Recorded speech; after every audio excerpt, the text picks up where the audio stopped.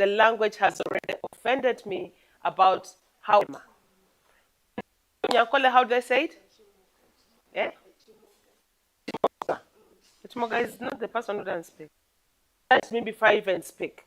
We've had people take center stage, and, but because I'm a communication person, that's why I'm talking too much. So when you introduce yourself, and then go ahead.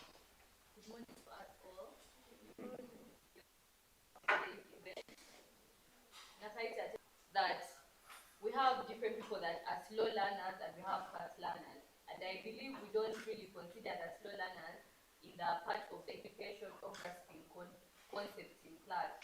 And I believe we don't really include them in this, yeah, in this inclusion bit. Thank you so much. Thank you, Brittany. Yes, please. My name is Bernard Wari. I'm a youth minister for disability affairs. I believe that inclusive society and everyone is not included because there is potential for everyone, Yes. and people can do much better when their potential is discovered and addressed. Potential is the word. Thank you so much. Well, my name is Kawepa Douglas. I'm from Macquarie University, but I'm also a team leader. What I know about people who are challenged that Yes. most people I think don't really get serious is that not only affects the psychological impact of that individual, it goes cuts across not just as a person, but it goes into the family, the relationships, all that. Yes. And even we don't have so much substantial research that has been done to how much this is, and that's things I hope I can help address to humanity in that. Thank you, Douglas, and thanks for coming early. Douglas deserves a special round of applause. He was here very early. Thank you. You can face the pen. Yes. This is my name. I work with Macquarie University Business School, Mbarara branch. I'm an administrator, at the same time an advocate for students with disability. I have come with my two students. I'm so happy. I don't know how I feel when I meet people of my category. I believe if I'm talking about how in the home, Yeah. people don't really have a lot to say. Yes. It's not starting with us. We already somewhere starting to have Thank you. children with disability. Me, I myself, I came to realize that I'm someone until I got a job. Wow. Because me, I myself, where I grew, the family I grew from, they will say, we are educating you. So people don't say, we didn't take care of you, but you have no future. That is stigma from the family. Yes. Like even my own aunt would say, why are you wasting your money? After educating her, what will she do? And here you are, an administrator. I spent 4 years at home. Either people like your aunt works somewhere and says, Aunt connect message. People who are normal have no jobs. And Oh, wow. so we have adults. We are live on EAT TV and a live stream. I wish we can share the link with many people to follow up these comments. They're really going deep. And what Douglas has said, I may not remember now, but when I go back and look at the video, I will remember this. So let's share the link. Madam, please share in the group, and people share with the stakeholders. Your caption should be, did you know inclusivity matters? Watch the link. That is, we are attracting communication. Yes, please.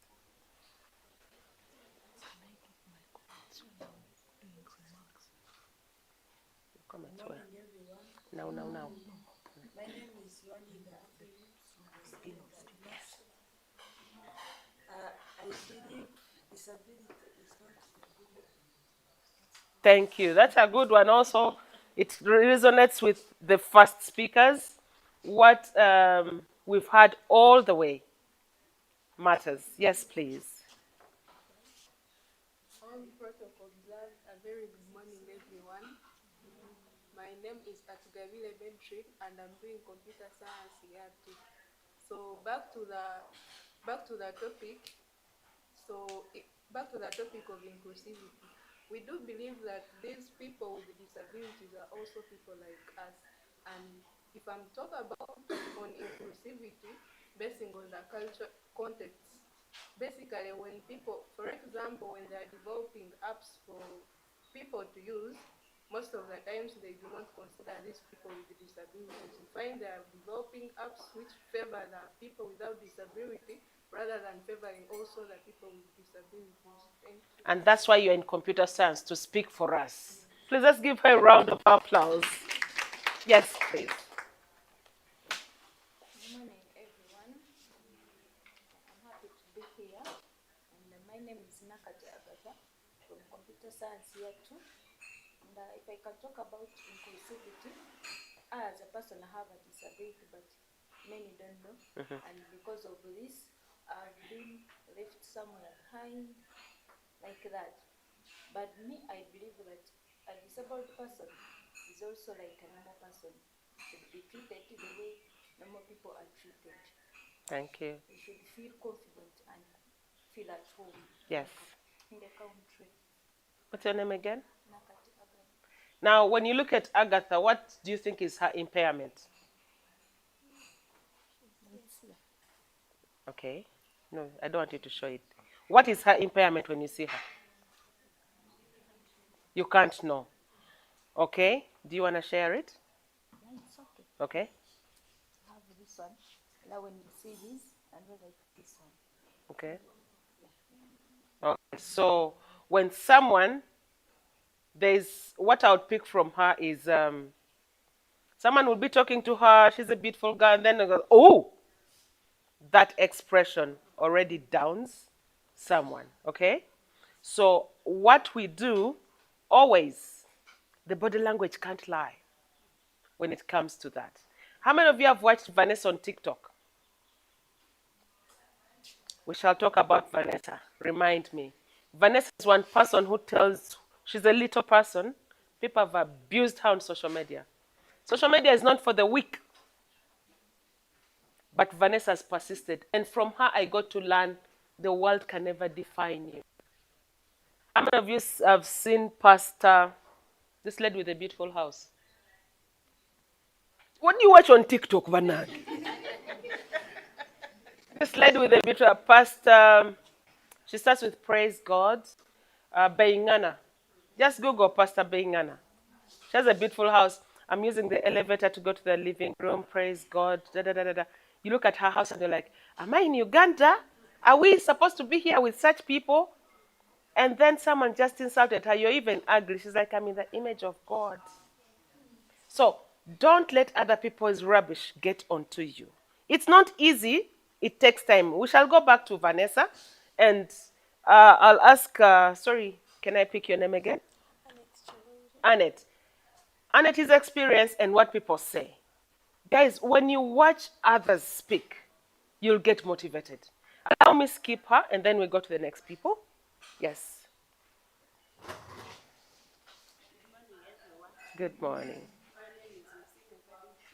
I do computer science here too.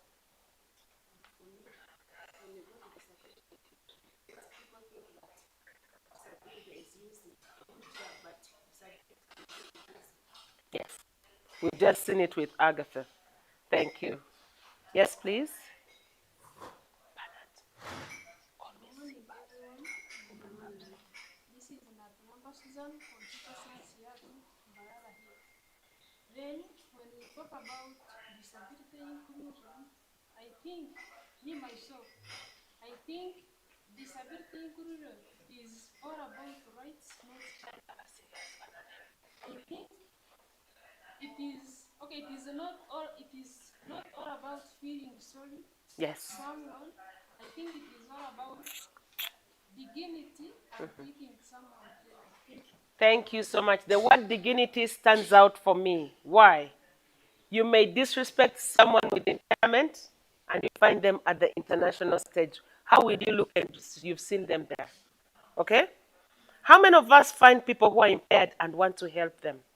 we're all running for lectures, and then your colleague is going to the same venue. But because you think you have to be there ahead of them, who are you? Have you heard of the statement that we are all of us candidates of being impaired? We are all candidates, right? We are walking here very well in heels and everything. And they're like, oh, you remember the MC? God forbid, let me not even try it. Okay, yes. Hello everyone, my name is Claire Mutama, a student of Bachelor's of Science in Education, Chemistry Math. When we talk about disability inclusion, for me, to my own understanding, it is a human rights issue. Now, you discover that if we build spaces that are encouraging the disabled people, they are going to move around with dignity. But if we construct systems whereby these people are not included at all, you realize that we are letting them down. Now, take a scenario whereby they advertise for jobs at Mbarara University, maybe depending on the race or gender, and they're like, we want only males. People will not tolerate it. We want only maybe a certain tribe. People will not tolerate.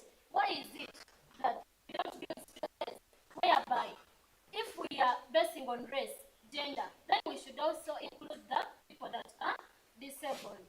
Yeah, so I feel like when we include them, they also feel like they are part of the other people.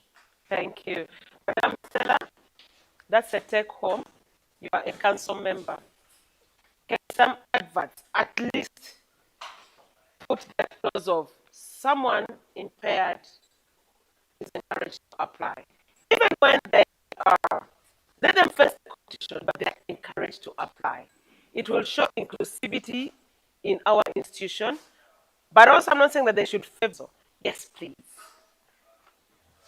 Good morning, ladies and gentlemen. Good morning. My name is Annette. I normally do electrical engineering in my year 2 Yes. here at MUST. So when I talk about inclusiveness of the disabled, I'll narrow it down to friendship, because it all comes back to your circle, the people that you live with, the people that are within your main reach, how they actually take you. Do they support you? Do they ask for if you need their support, or they actually do it assumingly?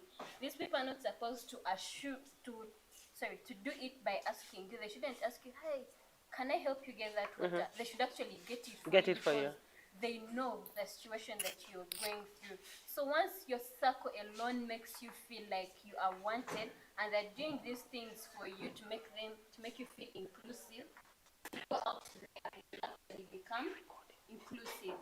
But once your circle is narrowing it down to a point that they make you feel like you're actually disabled, you need them all the time, out there you will become belittled, because you find that you're actually going to a major society, yet you cannot fit into the smaller one. Thank you. Thank you. I love the comments that are coming through. Please give her a round of applause. Friendship defines it all. Don't ask me. When you're my friend, you know what I need. When you're my friend, you know what I want. Okay? Yes. There you go. Morning, colleagues. Of course, many have talked. I would sum it by saying, of course, others are coming up, but for me, I would summarize it by saying, now that a few of us know that we have this issue, we should encourage people with the impairment to feel free, discuss, feel free to challenge whoever you feel wants to mentor you, but also to advocate on their behalf. We should keep up with the spirit of doing so. Creating awareness above all. Yes. And such awareness can only be created when we have such engagements. Thank you. What I'll take from Madam Helen is when you show up, you're always remembered. I'm meeting you the second time. Can you just stand up? What do you remember that she talked about? She does computer science. The first time she spoke, I thought she's about to cry. Right now, she has spoken and she's different. By the time we finish here, she'll have networked. Ladies and gentlemen, show up. Opportunity is not, people who are not here will not appreciate this. You can take a seat. Because you keep showing up, opportunity exposes itself towards you. Are we together? So, like Helen has spoken, while we were meeting the East African community minister, I remember that she talked about gender inclusivity and persons with impairment. Asking the minister, why? Have you seen this lady who asked the president, Mr. President, wait, I'm still explaining. When you show up, you're given the platform. You may not be seen, but once you start speaking, the world will appreciate you. So my take home on this from Helene's point is show up, guys.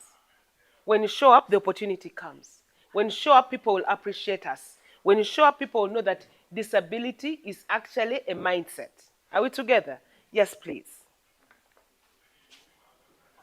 Thank you so much. To me, Who are you? my name is Tumkunde Napoli. Uh-huh. I'm a staff under Dean of Students Office. And when I talk of inclusion, inclusivity, it should be accompanied by accessibility. Some institutions or organizations, they advocate for inclusion, but they are not accessible. Thank For you. example, in terms of those who use wheelchairs, the facilities which are designed for the special needs. Nonya ebigambo byengamba keywords olyayogedde ku employment, friendship, families, building systems. Yes. Thank you so much. And this brings me, we have Makere, Chambogo, we have Bushenyi, we have all these other communities. Are our policies implemented, or they are just on the shelf? Or do we have them? We might even be here, we don't have them. Yes? When he speaks of an accommodative environment, we've come all the way here. Is everyone comfortable with the ramp? Yes? Can we have all that? Okay, there's a rule also for construction. The engineers here can say that once a building does not have more than 4 floors, you don't put an elevator. But when you have a community like this, do we have the automobiles that you can ride the people up here, or they have to go through what we all go through? The way I came up panting, is it the same way Douglas is going to come? Is it the same way Anne or Agatha or Kaswiti is coming up? Point of concern. If we have leaders here, we can talk about it. Yes. Good morning, everyone. I'm Kaswit Florence. Me, when I talk about inclusivity, nowadays I think I stop talking, I do actions. That's the friendship bit we've talked about. Because I came to us, I've been following up, but yes, on construction, as they have talked about, they have tried to put it, where Ramps. Yes. What about the deaf person? A deaf person can walk, and you can't realize he's deaf. But we do have activities here at MAST, and some are streamlined online. How do they follow up? So I have started a campaign. All activities, all official activities are going to be having the same language interpreter. Even Madam Muganese, last week, workshop for finalists, I made sure I signed all of it alone. Thank you. So, and another thing on that, I have been running with mostly the incoming guild candidates. I have told them, if you can't sign your campaigns, and we are targeting for votes, you have left the deaf people. I hope we have students here who are deaf. Yes, we are talking about inclusivity. We have tried. But for you who are coming to campaigns, don't you want a vote from those people? So I have been fighting with them. If you want my vote, first we are going to translate even the debate, the first debate for class president. I signed it alone. I'm going to make sure they are included in all activities from us. We shouldn't leave them in. Another thing, the bad thing, someone asks you, how many are they? If you say 1, 2, they say, those ones can stay. So I feel hurt about that. Even if it's one person, Yes. let us move with them on the same line. Don't Yes. say, one, let them be. Okay. Let us move. So Thank I you. feel hurt about that. Thank you for that, and thank you for offering yourself. Yes, Brian. Thank you, Madam Angela. My name is Sandy Brian. And I want to thank Madam Angela first and foremost. She developed the disability policies of this institution. Thank you. Actually, we can give her flowers. Yeah, Thank she's you. the person behind that. I want roses. Why are you giving me mums? Yeah, give her flowers. Thank I you. read about it and I saw she was actually the person who developed those policies. Thank you. I want to thank you so much. Secondly, about inclusion, we already need to know that, like Kaswit has said and her, some disabilities are invisible and others are visible. So, deafness, epilepsy, those are some of the disabilities that are invisible. Mental, you meet someone, but the mind is not working upright. So that one is also an invisible disability. Secondly, I want to say that inclusion or disability inclusion is a fundamental human right, and it is also protected by the UN framework and the Constitution of Uganda 1995. So it's protected, so it's a human right. Everyone should be catered for.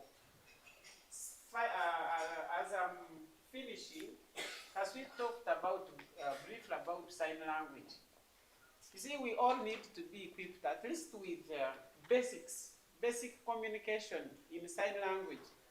Whether you are a medical doctor, you are in business, anywhere, you will meet deaf persons there. If you are in business, you have a deaf person as your customer or a client. If you are in engineering, you meet a deaf person who also wants to construct something. So how is that communication going to happen? As a medical doctor, deaf people also have confidential. There's some information they don't want to share, where they don't need a third party, like an interpreter. And now you are forced to bring an interpreter to talk about your private issues. So it is no longer a private issue. So I want to thank Kaswit for that screen, together with Madame Stella, Madame Maureen. I'm sure this one actually can start. Since it's a volunteership thing, let's have someone there for almost every function for visibility, like she's saying. I want to thank you so much and to wish you a nice workshop today. Thank you. Yes, please. Good morning, everyone. Protocol observed. My name is Musiyoga. Speak about the topic. Inclusion is not about charity, whereby just helping people. Yes. Like you're donating, what, but it's all about promoting equality. So you find that in most of employment opportunities or areas where we are promoting employment, that if we can I didn't take your photo. like hiring, I wanted to take your photo. No, take it. It's okay. We shall look at it. will be good to promote inclusion. So that's what I have. Thank you. It comes back to sympathy, don't, but show compassion. Yes, please. Sorry, I'm repeating the same point. Inclusion is not about sympathy, it's about equity. Good morning, ladies and gentlemen. Yes.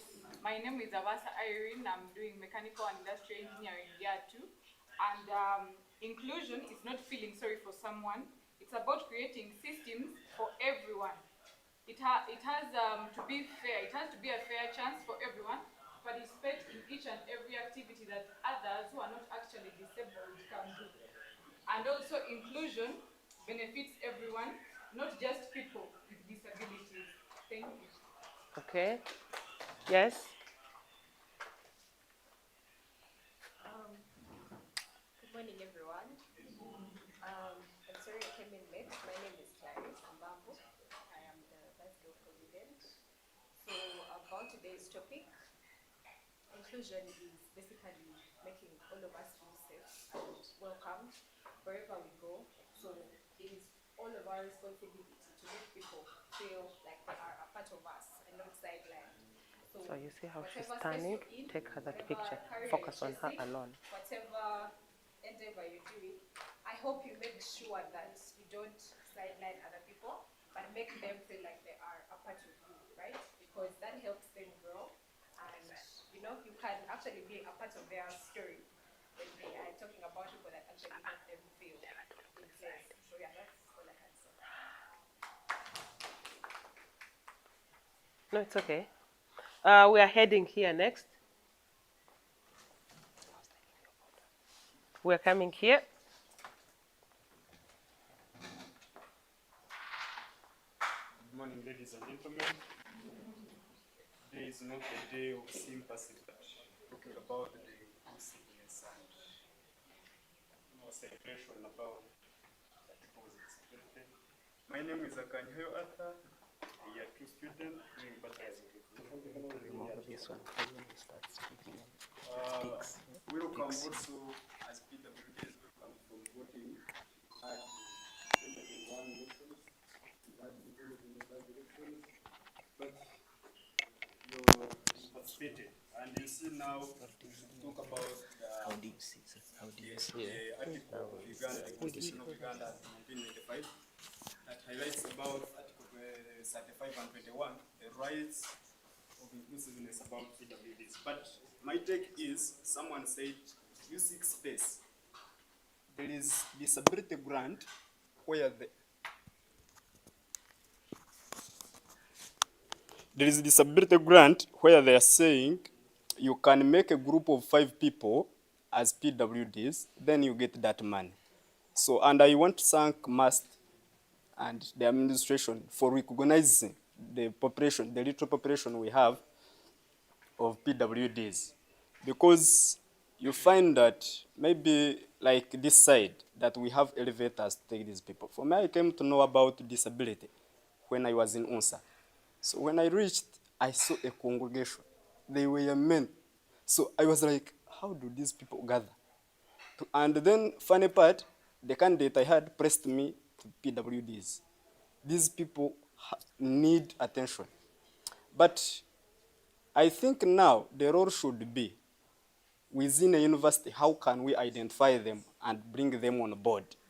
Yes, there is a minister of PWDs and they have their GRC, but then how can we empower them? Because they are weak gender. Thank you, and I think by here we should be committed at least to have a stone contributed to their development, not just a mere discussion. Thank you. A round of applause. So good morning to you all. So by name of Dennis Mshabe, and I'm the chairperson for the students with disabilities at MAST. Yes, so I welcome you all to this event where we will talk about esteemed disability inclusion, a collective responsibility for all. So I will simply bring more light about what a disability is according to the National Disability Act as of 2020. A disability, according to the National Act, is that impairment which limits one's abilities to perform on an equal basis as the others who are not disabled. So if you're having a condition, let it be physical, cognitive, developmental, and if that condition limits your ability to perform or do some societal roles just like everybody else, that's when it is termed as a disability. But not all impairments or conditions are what? Are disabilities, if they don't limit your potential to act just like everybody else. Yes, then this group, we all know that everyone can can get a disability at any point in life. So that's why we always have to advocate for inclusion, because at some point you may find that you don't have maybe much interest in the ramps, but maybe an accident will happen and you lose a body part, amputees, and you find that now you are among the what? The people with disabilities. So that's why inclusion is a very, very big thing to put to light. And we discuss about it, knowing that at any point, everybody else can be disabled. Yes, and finally, I will conclude saying that in most cases, disability stems from the barriers, not the impairment itself. Like according to the social model, you realize that once barriers are removed, potential is what? Is unlocked.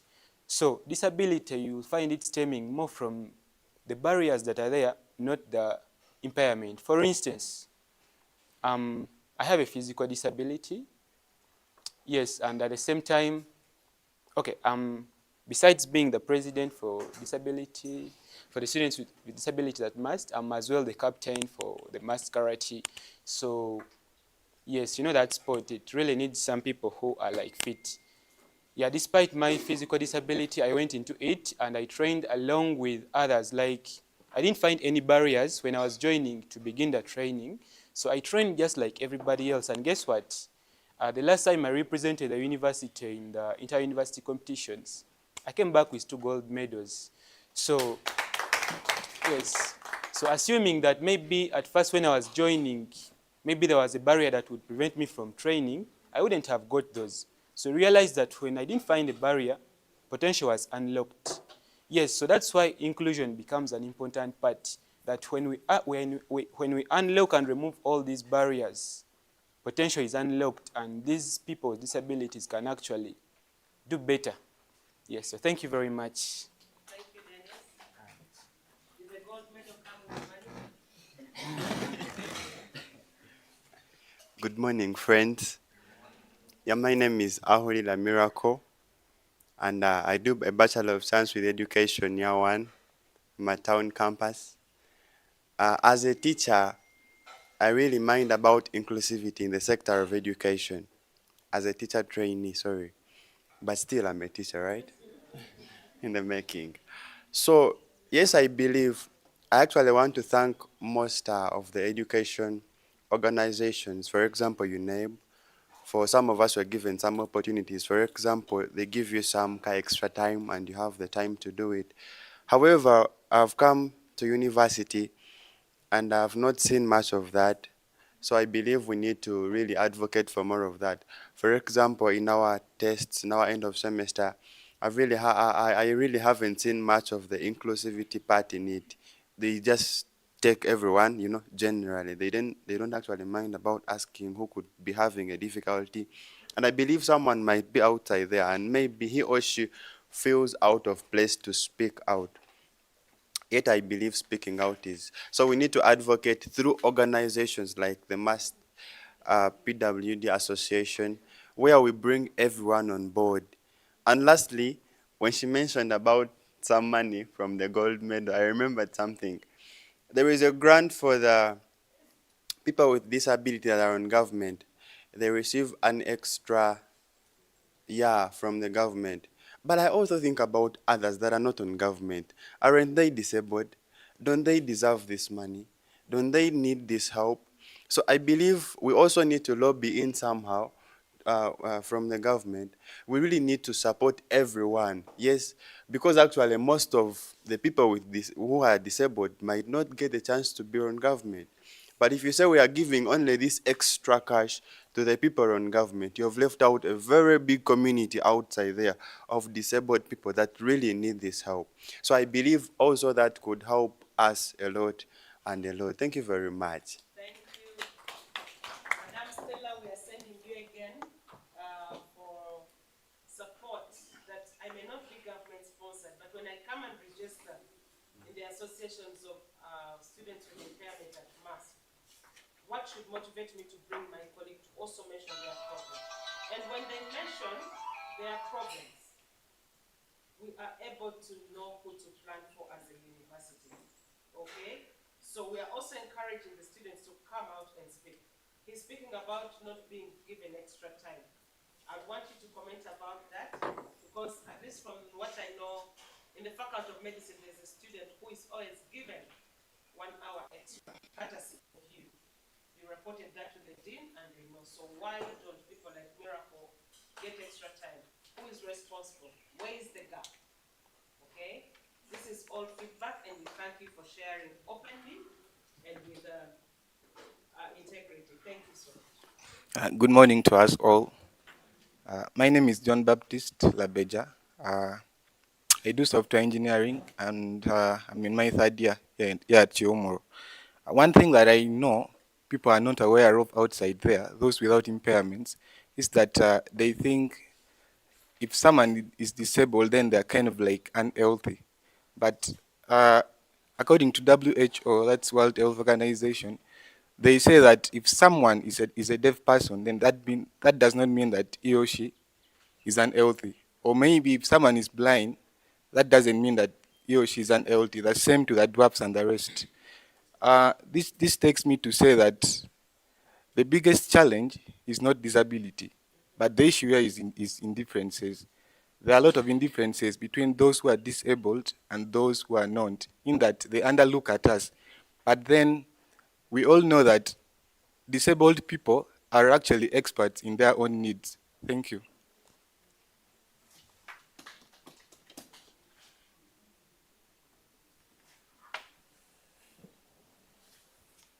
Good morning, everyone. I'm called Mbarara, a guild representative for disabilities at Bishop Stewart University. I'm happy to meet you, even though we came late. When I go on the topic, inclusiveness,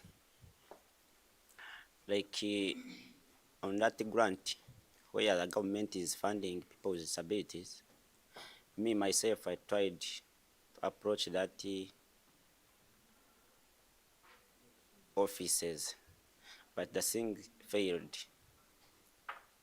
And when I tried to move in some offices, even there was no like help. So they neglect us everywhere. Even some students, like in campuses, in schools, they don't show up. They fear themselves showing up, like in public, and that one is also not a solution. I submit. Thank you. Please pass on the microphone.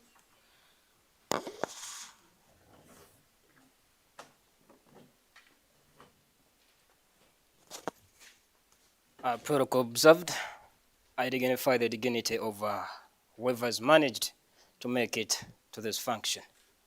I go by Ambrose Rahangalinda, student from Makerere University Business School, the Mbarara Regional Campus. And I'm here with my minister over there and my administrator concerning this.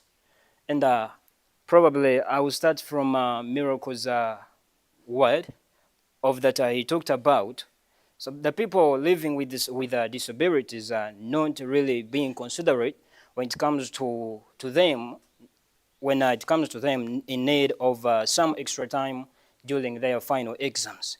Me myself, I faced the same challenge last semester because I knew the exact problem that I had.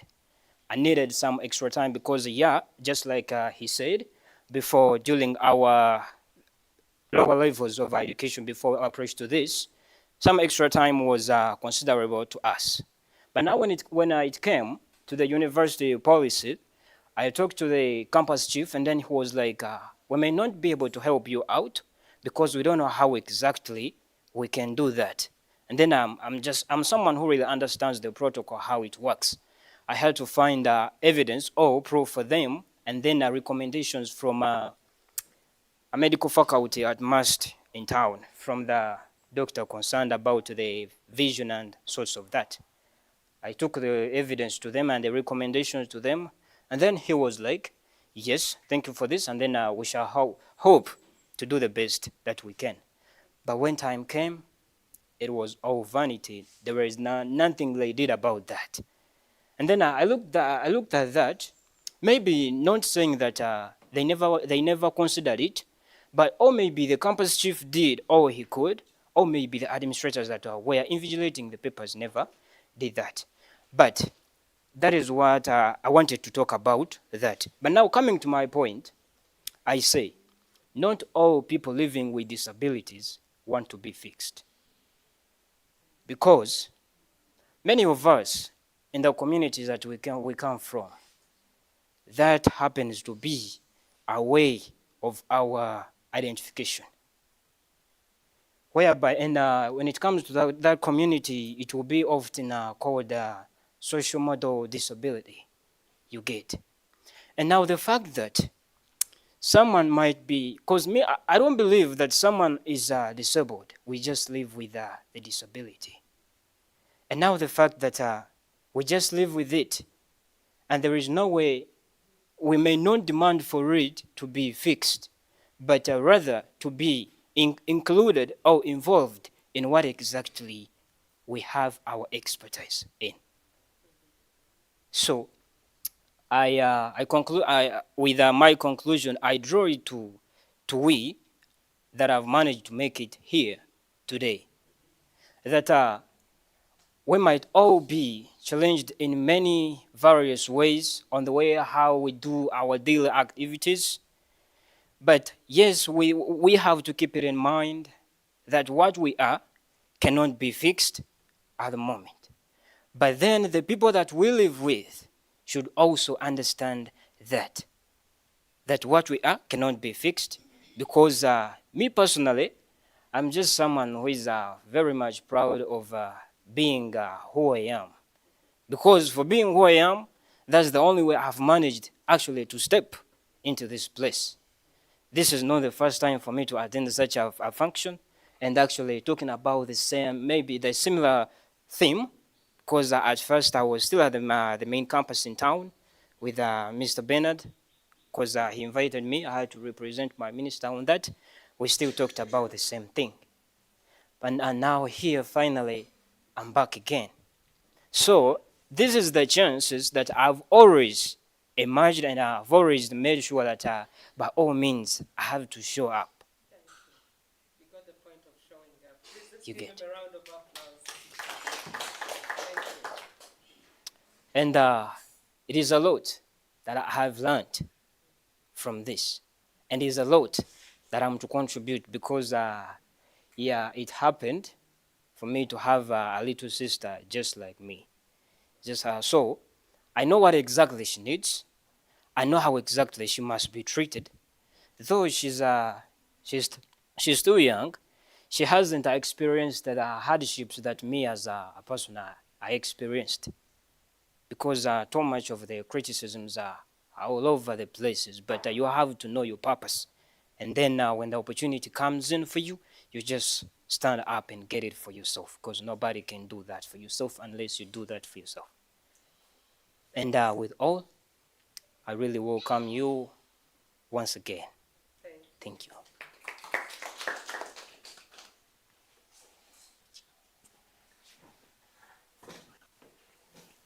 Good morning. A lot has been said. Mutejech David, doing information technology year 1. So mine is like an advice. Don't feel sorry for yourself, and whatever you find to do, make sure you be the best. Do your best with the ability you have. Yeah. Thank you so much. Please give him a round of applause.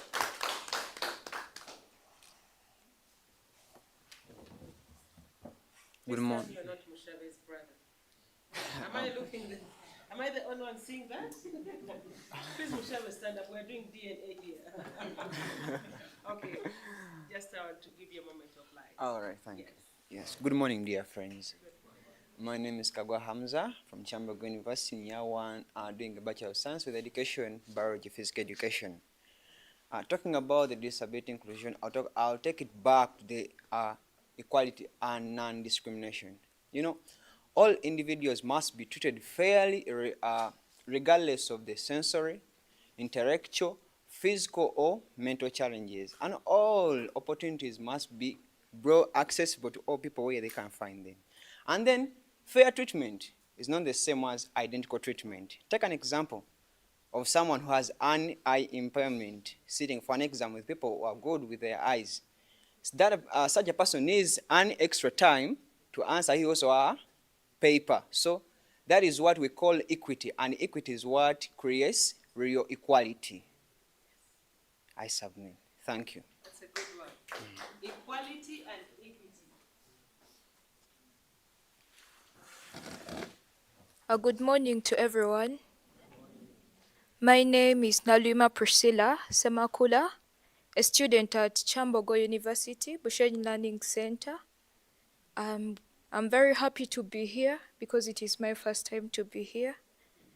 About the topic, I would say disability is not inability. So, as people with disability, we have the same aspirations like the rest who are not having any other problem. So, we need to be respected, not to be pitied. So the other thing is about, I would just add my voice on the person who talked about showing up. Yes, the first time I went to Bushen campus, we had a minister. Okay, that post is combined in very many things. There is culture, gender, and also disability. But our minister is not a person with disability. So that person did not know what, like, the problems we were facing. So when I went there, I faced challenges with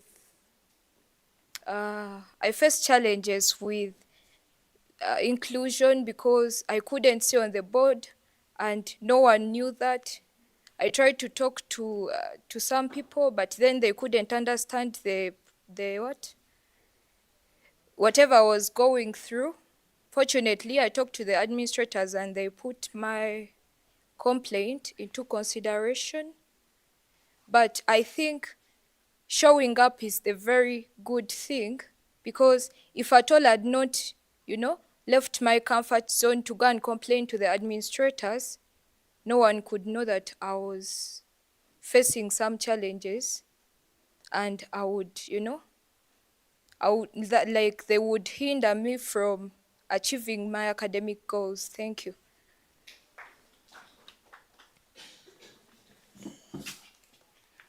Good morning, ladies and gentlemen. My name is Arnold Katwesje, an administrator at Chambogo University, Bushenyi campus. I want to thank Mbarara University for organizing this seminar. I think it will be enriching to most of us, and I urge that we extend it to other institutions as well. On the issue of inclusiveness, I want to say that many of us have very good ideas, but do you know that some of us, we fear to come out and at least showcase them? So I urge all of you to always find someone that you confide in. Please come share with them. If you have a challenge, they will really listen to you. I submit.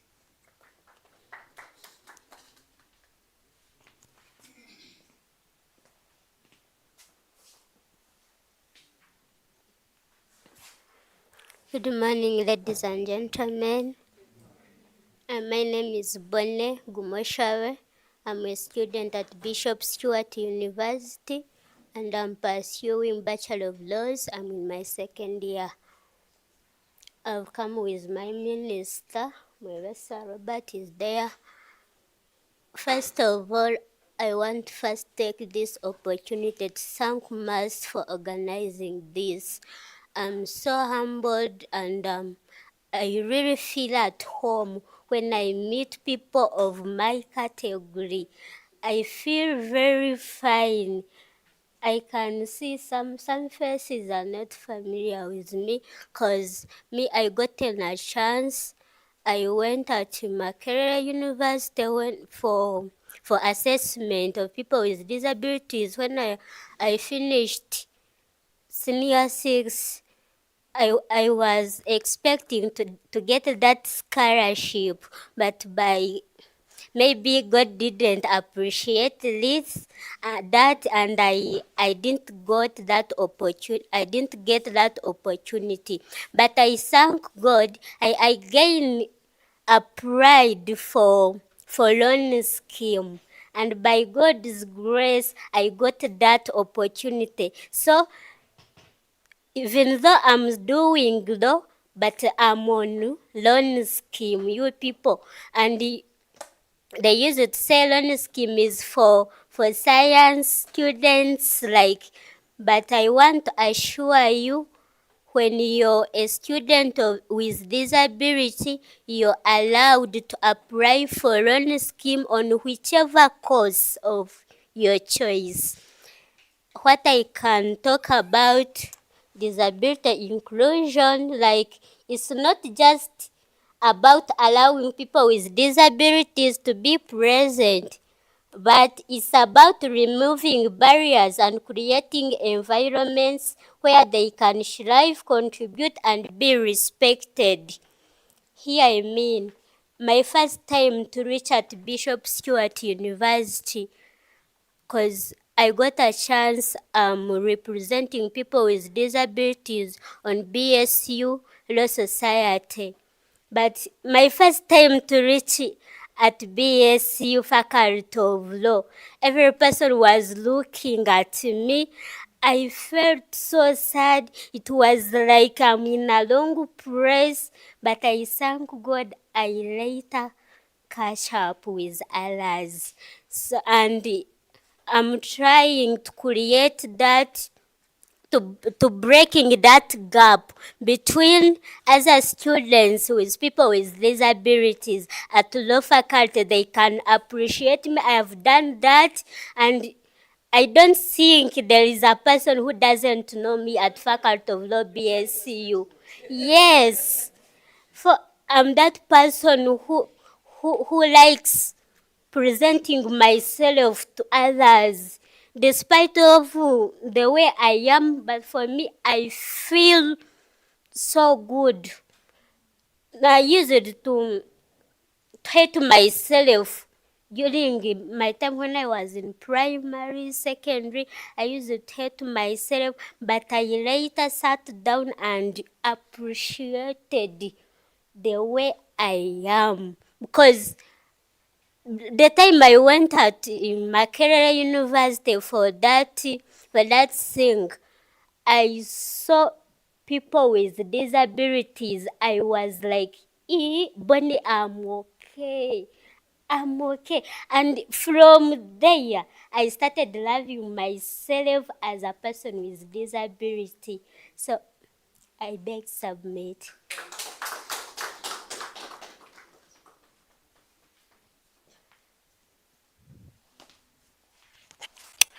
Protocols observed. Good morning, ladies and gentlemen. Derek Arianishka Kajinda David is my name, and by God's grace, I'm also part. I'm doing DBA too. I happen to be the Minister for the Disability Affairs. Also call me MC Breather Uganda to the social media in-laws. Yes, you can. Any platform that you know, you'll find me there. You people, how is the first quarter of 2026 so far?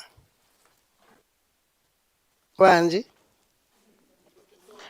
that how is the first quarter of the year 2026? We're surviving. Surviving. Yes. Yeah. But it's as if some are not. Because I see most of you, it's as if over there you bring us more tea. You people might be hungry. Because I see you are not happy at all. I need some smiles on your face, people. Anyway,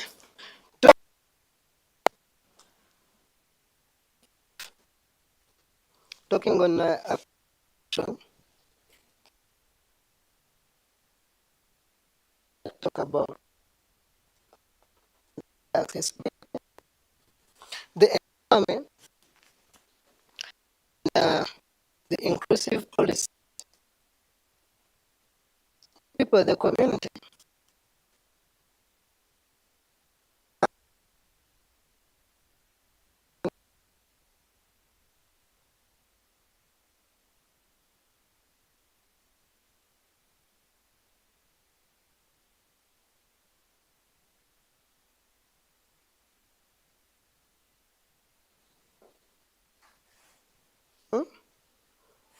they should be accessible to us.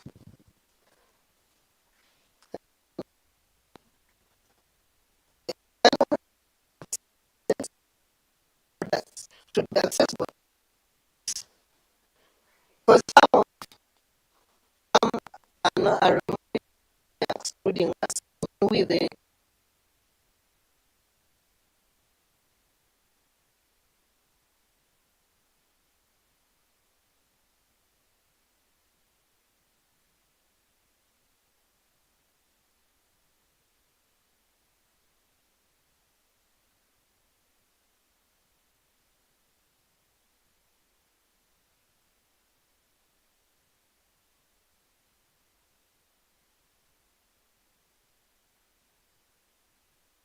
you as a person. That's a question to you. For people with disabilities, there is a saying we have in Nudipu. Who knows Nudipu? Yeah, I always attend the meetings and the conferences of Nudipu representing the FPAD, Western region. That is the umbrella. They always tell us that who is at least somewhere should come out with those in the villages, the villages who are totally neglected. Some of them chances education and their own parents. So the person who is educated, who is disabled, we should go there to the villages, look for those people, you bring them out. Are we together? So it's my very first time to be here at Must, and I'm very happy to be here with all of you. I wish to submit. Thank you.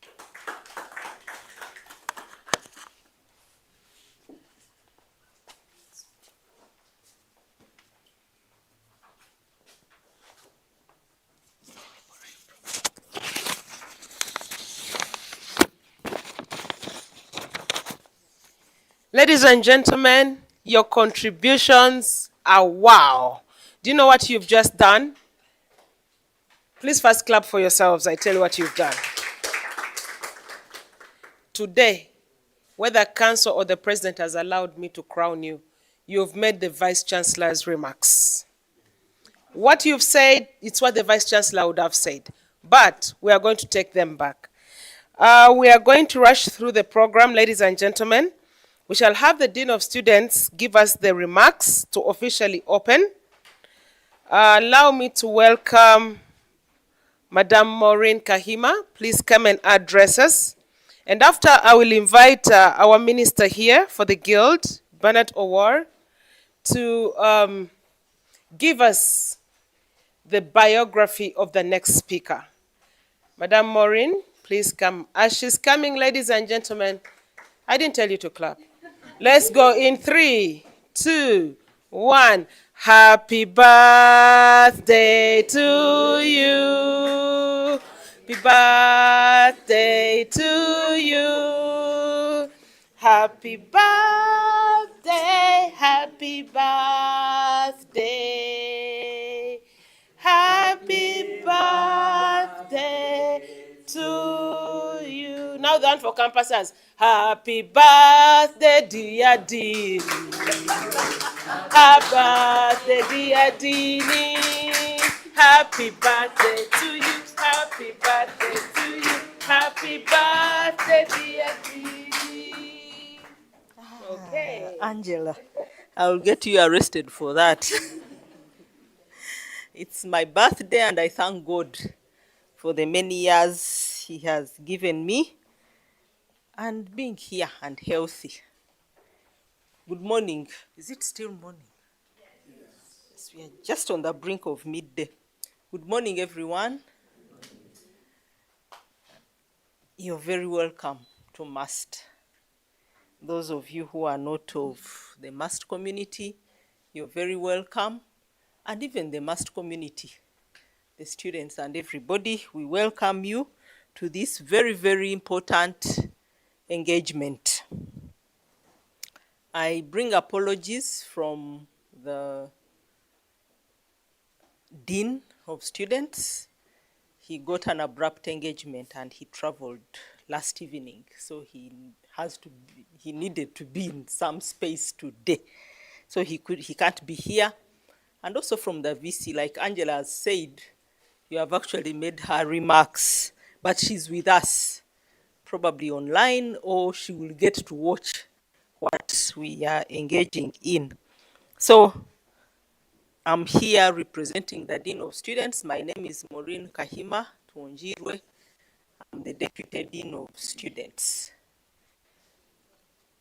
Now, I just want to share a little bit my experience with students with disability. I've been mainly the contact person for students, especially on government, those who would come on government because we would want to know how many has government given us, what is the nature of disability, and how best can we help them. And when Stella came to the department, now we broadened and get everyone to register with us, with Stella, so that we are able to support them. And in that regard, I want to answer the young man doing education, that even those who are not on government, we may not financially support them, but we do actually support them, depending on the support they need. Okay? So if you need any support, please don't hesitate. It may not be financial, it may not be any material, but it will be some support. And we shall get it. We shall endeavor that you get that kind of support. So I've learned, and before I continue, I want to congratulate all of you for being here and for making it this far, especially those of us who are challenged in some way or another. We've all seen this sad story on TV of this Makerere University student who was robbed, who he's blind, and somebody gets into his room, robs his money, robs his computer. And I kept asking myself, how can people be so unkind? We want to thank the generous people who have given him a lease by replacing what he lost. And I pray that the same thief won't come back and rob him, because he's out there and nobody can identify him or her, whoever it is. So we've had our experiences. Before we go to this policy and after we go to the policy, I'll go to the policy later. I may not talk so much about it. I think the minister will probably do. We had our experiences. We've had a number of students getting mentally challenged, mentally ill. Right now I got a phone call from one of them, and he said, yes, I know I've been unwell, but now I'm okay. Can I come back to study? And it's a thin line, because we don't know if he's really ready to resume his studies, because his mental disability has been going on for quite a long time. So I just said, you need to calm down and we have an engagement and really see how best we can support you. We've had a student who had a hearing impairment, and that time we were not even signing. So you can imagine how she studied. But I want to assure you, she was the best student in her graduating class. She got the convocation award as the best student in her class. So it goes on to prove that disability is not inability. I remember her roommates, that time they didn't want her to leave. She eventually left the hostel because we were accommodating her to our university hostel.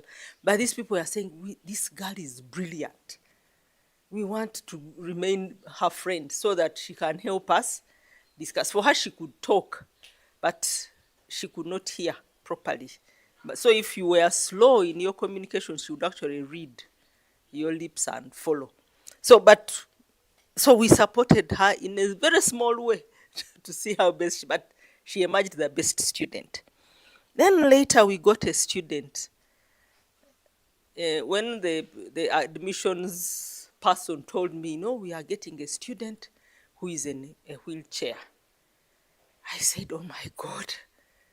I can assure you I was scared because we didn't have we still don't have the facilities to make life comfortable for for such a person.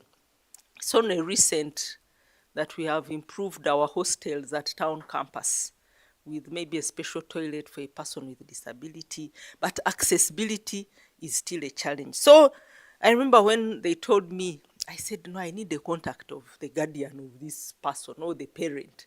So I talked to the mother.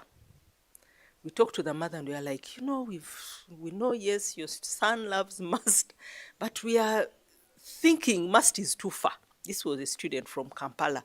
And the mother was in agreement that, yeah, I also see this. He may not manage because it's very far from home. And we said, okay. And the mother, she didn't understand when he had gone what she was talking about, the assessment at Makerere. The mother thought he had gotten an admission in Makerere. So we were like, okay, now he's going to Makerere. A few days later, this young man calls me. And he said, you know what, madam, Must is my university of choice. I'm not going to Makerere, and I have not been admitted at Makerere. So I'm actually coming. And we said, okay. So I called the custodian and I told him, we have this. We need space for this person. And if he's coming with a helper, we need space for that helper. And we need to support the roommate so that they can stay together. We don't want to bring boom and he also gets challenged. So fortunately, the roommate was a student, we had just started the program of physiotherapy. So he said, now, the young man, we have this, we want to give you this person as your roommate. And I want to tell you that when she talked about friendship, those people stayed together until they both graduated for 4 years, because this guy was doing pharmacy. But the amazing part about this young man, he had friends. You'd meet this person pushing him on his wheelchair. You'd meet him chatting with this person. So his life was made easy at most because he had the people to support him and the staff to support him. We were there to support him. The custodian was his father, messenger. He would run errands for this guy. And this guy graduated. And we were like, wow. For me, that was the biggest achievement. It was the biggest achievement in that office of the Dean of Students because we had done it. Even when we graduated, it was like all of us were graduating with him. So we thanked God for him and that we were able to support him. But also, he was somebody who was supportable, very friendly, very accepting. He didn't really force us to make facilities because it was not possible. The resources were not there, but we thank God because of that experience. We now have better facilities. If we get a person with disability, we know they have their own special place where they can be uh, where they can be helped or help themselves or do whatever they may want to do. So we are getting there. Then another time we also got a student who couldn't see, a blind student. Now, this one was an old man who had come back to do his master's. And But he managed amidst difficulties, because we don't have scholarships like maybe government for bachelors, we don't have scholarships for masters. So he comes, and we're like, now how do we help this man? Of course, being a man, he has a family, so money got tight. So eventually we said, now how do we support this guy? We said, you know what, you just apply and see if you can get a waiver. So of course the process was long and twisted, and because there was no, that provision is not there, probably clearly stated in our policy, or even in the policies of under the academic registrar's office. So those are things that as we went along, we've learned that there are certain things we really need to include in our policies and see how best we can implement them. So thankfully, this gentleman has also graduated with a little support he got from a university. Through our interaction with this group of people, they said, okay, let's see how we can support this man. And he graduated. So he graduated, and we thank God for that. As a university, we have a policy. It's due for review, but at least we have a policy, and we've been implementing activities slowly by slowly. And recently we had an accessibility audit. How are our facilities accessible? And we are not doing very well. But that's a starting point. We know now we know where are the urgent areas, where can we start? Where can we put more focus so that a person with disability can easily access all facilities? And of course, you know, like at the town campus, we are located in two spaces and someone has to cross the road. So there it becomes quite challenging. Even with a zebra crossing, like, okay, how patient will these people be, the people driving? Will they be patient to allow these people to move? But we are hoping that we shall get there. But of course, that is the challenge. So if you are a student at the upper campus and you have to sleep down at the lower campus, it becomes a challenge of someone. Or you have to attend lectures because the lecture space may not change. And we also thank God for the online facilities that we encourage students also to engage online and be able to attend lectures. Like somebody was saying, you have to go and make your demand. Can the online, because we are having a challenge, students don't want to go online. And so lecturers are like, okay, but can we make it work so that those ones who are unable to reach in time can also should not miss out on their lectures. So I've learned, for me personally, it has been a learning journey through engaging with different students.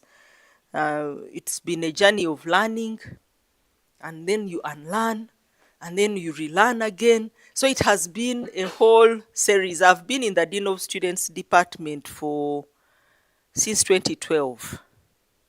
Okay, so all that time I've interacted with students, especially those on government.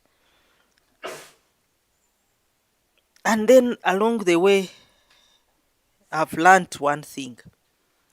And as I learn, I want to recognize a few people who have helped me learn. The first person is Angela. Angela, where is Angela? She has gone out. Angela has been here, leading us through. Angela worked on this policy that we have.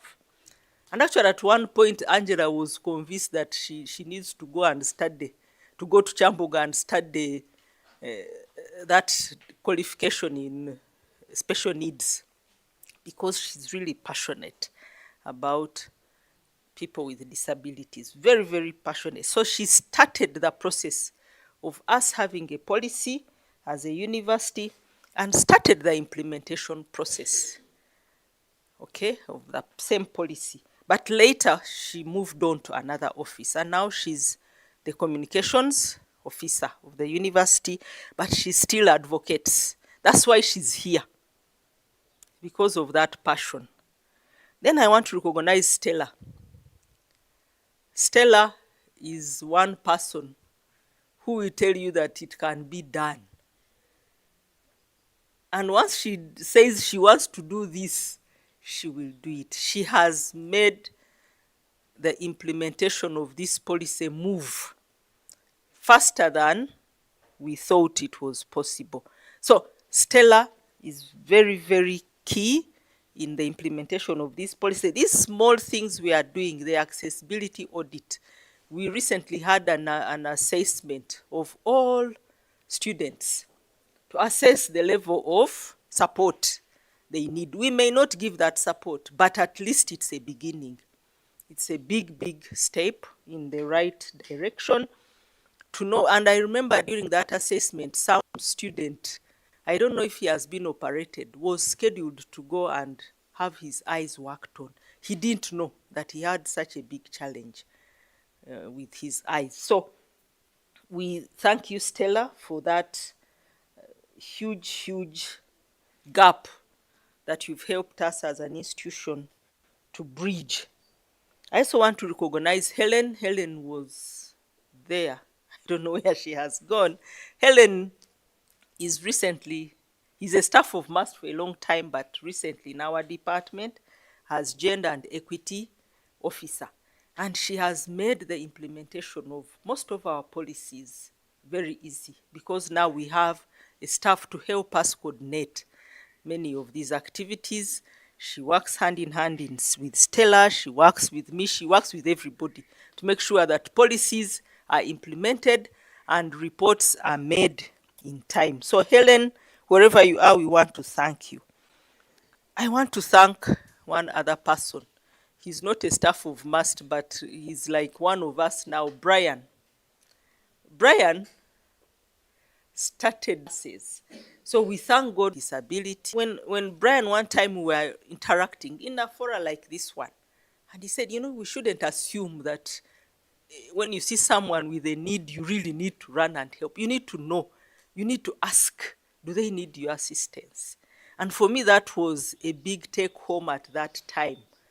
And even when I meet somebody, I'm like, do you need help? I don't just assume, oh, can I help you and grab the bag? No, because I don't know what their need is.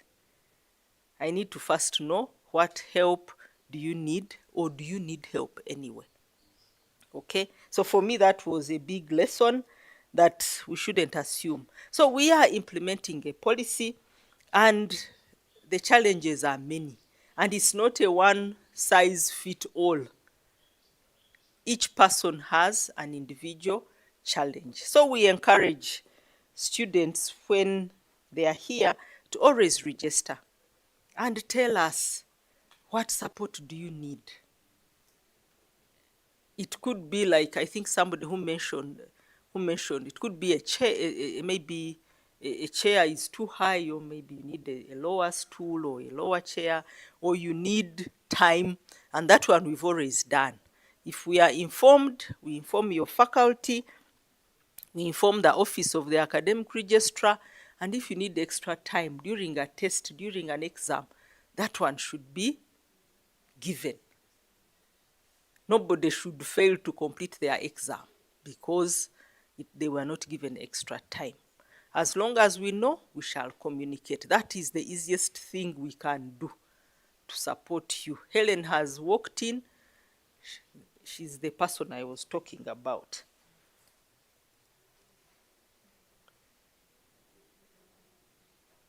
Yeah, and as I conclude, I want once again to welcome you to Mbarara University, and also say we are all here to learn. Through the many comments that were given, I was jotting down some points. And maybe we shall invite some of you again, because our disability policy is due for review Next year, actually, we shall be reviewing it. And we shall invite some of you to give us ideas. What can we include? What can we put? What is lacking in our policy so that we can make it better and more inclusive? And because now we are for equity, as we include everybody, as we promote equity, we need each other. We are here to learn from one another. We are here to encourage one another. And I wish you all the best. I may not be here throughout because of other engagements, but I'll surely be online. I'll follow online, and I wish you all the best. Succeed we must for God and my country. Thank you so much.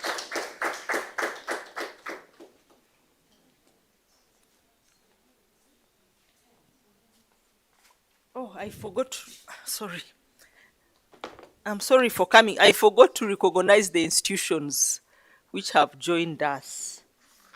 Mind Life Uganda. Where are you located? Nakawa. Oh, you traveled all the way from Kampala to be with us. Wow. Thank you so much, Douglas, for being here with us.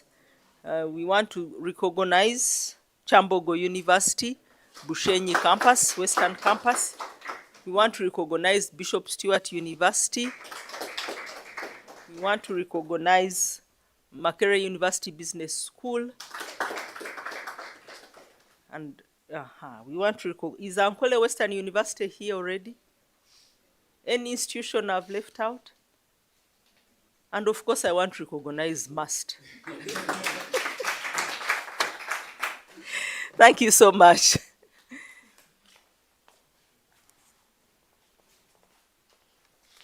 Thank you so much, our dear Dean of Students, Madame Maureen. Allow me to re-thank her with a hand of applause. Furthermore, we see that Madame Maureen has really represented the Office of the Dean of Students and as well as the Office of the Vice Chancellor. So we are fit to say that we are fine here and we feel at home. Let's be comfortable, since the Office of the Dean of Students and the Office of the Vice Chancellor have really,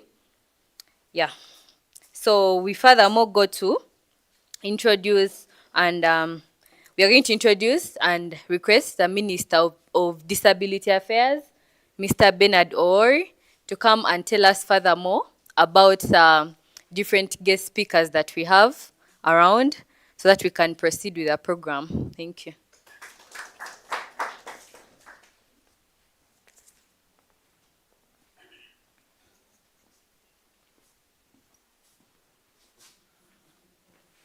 Thank you so much. Is this thing on? Thank you so much, Right Honorable Minister Brittany. As the Deputy Dean earlier said, we are here to learn. I hope you guys already had your notebooks ready from the very first beginning, or from the very beginning of the sessions, because now we are getting deeper and deeper into the engagement. And before us, rather, we are going to have our guest speaker, who is Mr. Douglas Kawekwa. He traveled all the way from Kampala to come and join us in this engagement. The man that's going to speak to you has over a decade's worth or experience in community work. Like most of you who are studying now, and earlier when you were giving your experiences, sharing things, and you talked about how you got into campus and you're doing these programs. This man also has gone to school. And he actually has very many books. When I was going through his bio earlier, I was impressed. He did a Bachelor of Science in Civil Engineering. And so he's a structural engineer. And even with that engineering background, he went ahead to do a Master of Science in Counseling Psychology from Makerere. And he went ahead to do Trauma and Mental Health from the United Kingdom. From that, he went to the USA to do perinatal mental health care. I mean, look at that. Yeah, so he's also the Uganda Mental Health Youth Representative for Uganda on the East and Central and South African Health Community. And he's also the founder of Mind Life Limited. Yeah, so please join hands together to welcome our guest speaker. Yes. Thank you.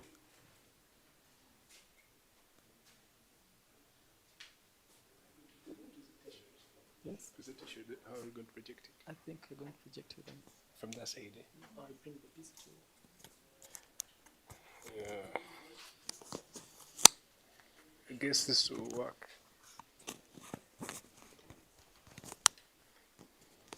Can put it in the hair so that they can't see it, isn't it? Hello, everyone. How are you doing today? Great. I'm happy to be here. This is also my first time to be here. As I said, my name is Kawekwa Douglas. I'm a practicing structure engineer, but I'm also doing a lot of work in mental health for the last 10 years. So I don't know how much time I'm going to have, but I'm going to squeeze it so that I know we're already due time. Good guys. Yeah.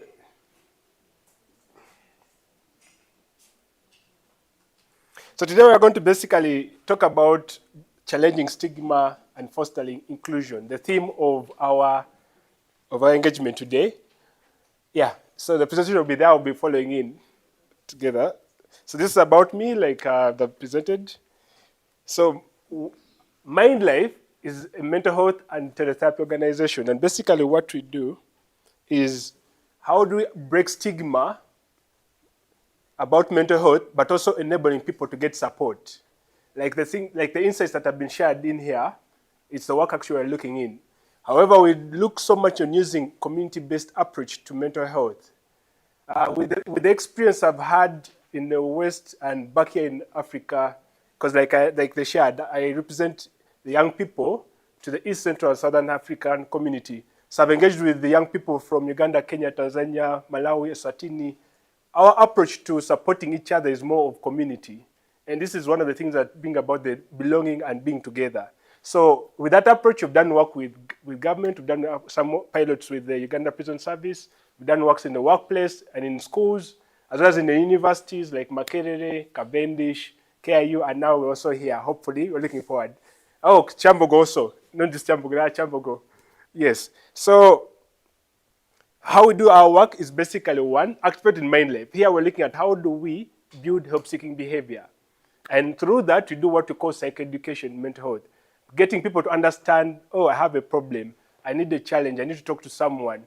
And then from there, who do you talk to? Where are we going to engage with mind life? You basically, now from the awareness and getting the help-seeking behavior, we get you to get a community of people, peer support. To play. I just want to play for you guys this video. Okay. Okay, there was this video, but I think we shall share it later on because of time. So it's basically one of the work we've done at Mackay University to show you how we are supporting the whole student community about the same model. Because as students, even me who's doing masters, we go through academic pressure, relationships, you go through family challenges, you go even through identity. It's not about whether you're doing masters or, as long as you're a student, the environment creates different avenues. Now, I'm looking at this community, us as people who are physically challenged, that different, like the sharing that you've actually shared.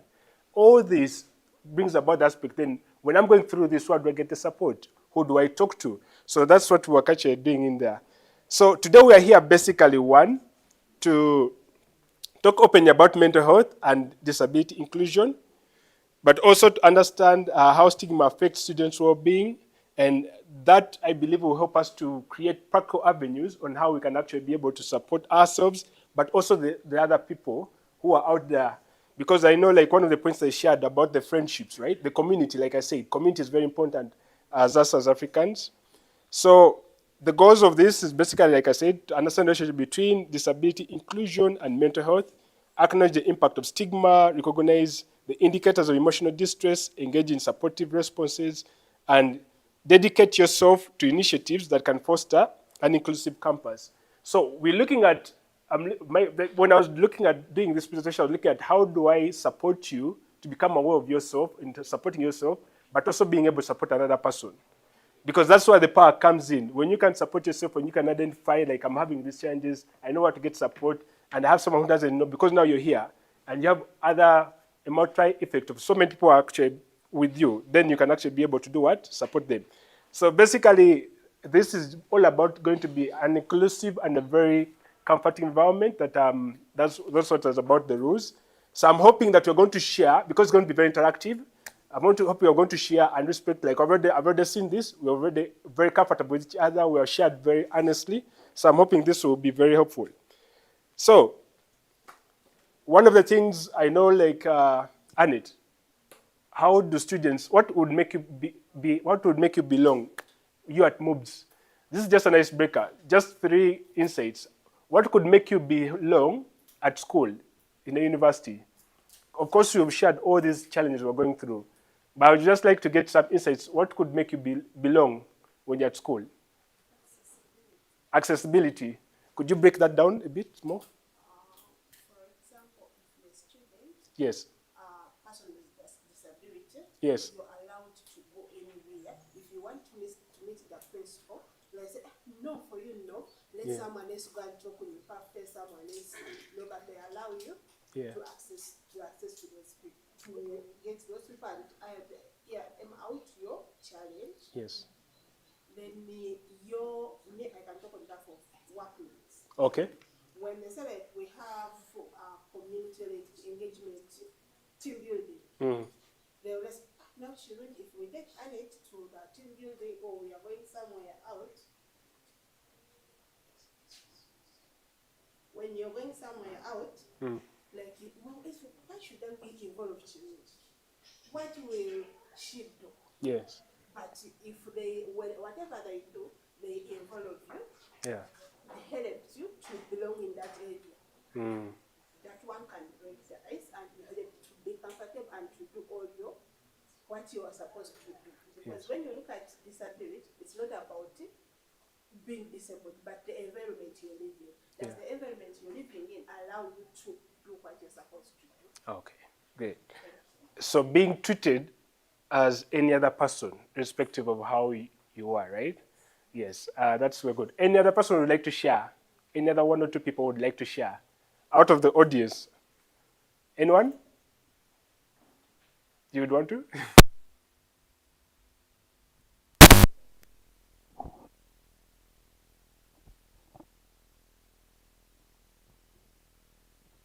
All right, thank you. Again, my name is Nakate, and if I can talk about accessibility, is if a disabled person is not able to do something, hopefully if I can do it, I can provide help. But don't be like, he's going somewhere or he's doing something, be like, should do it yourself. I don't bother.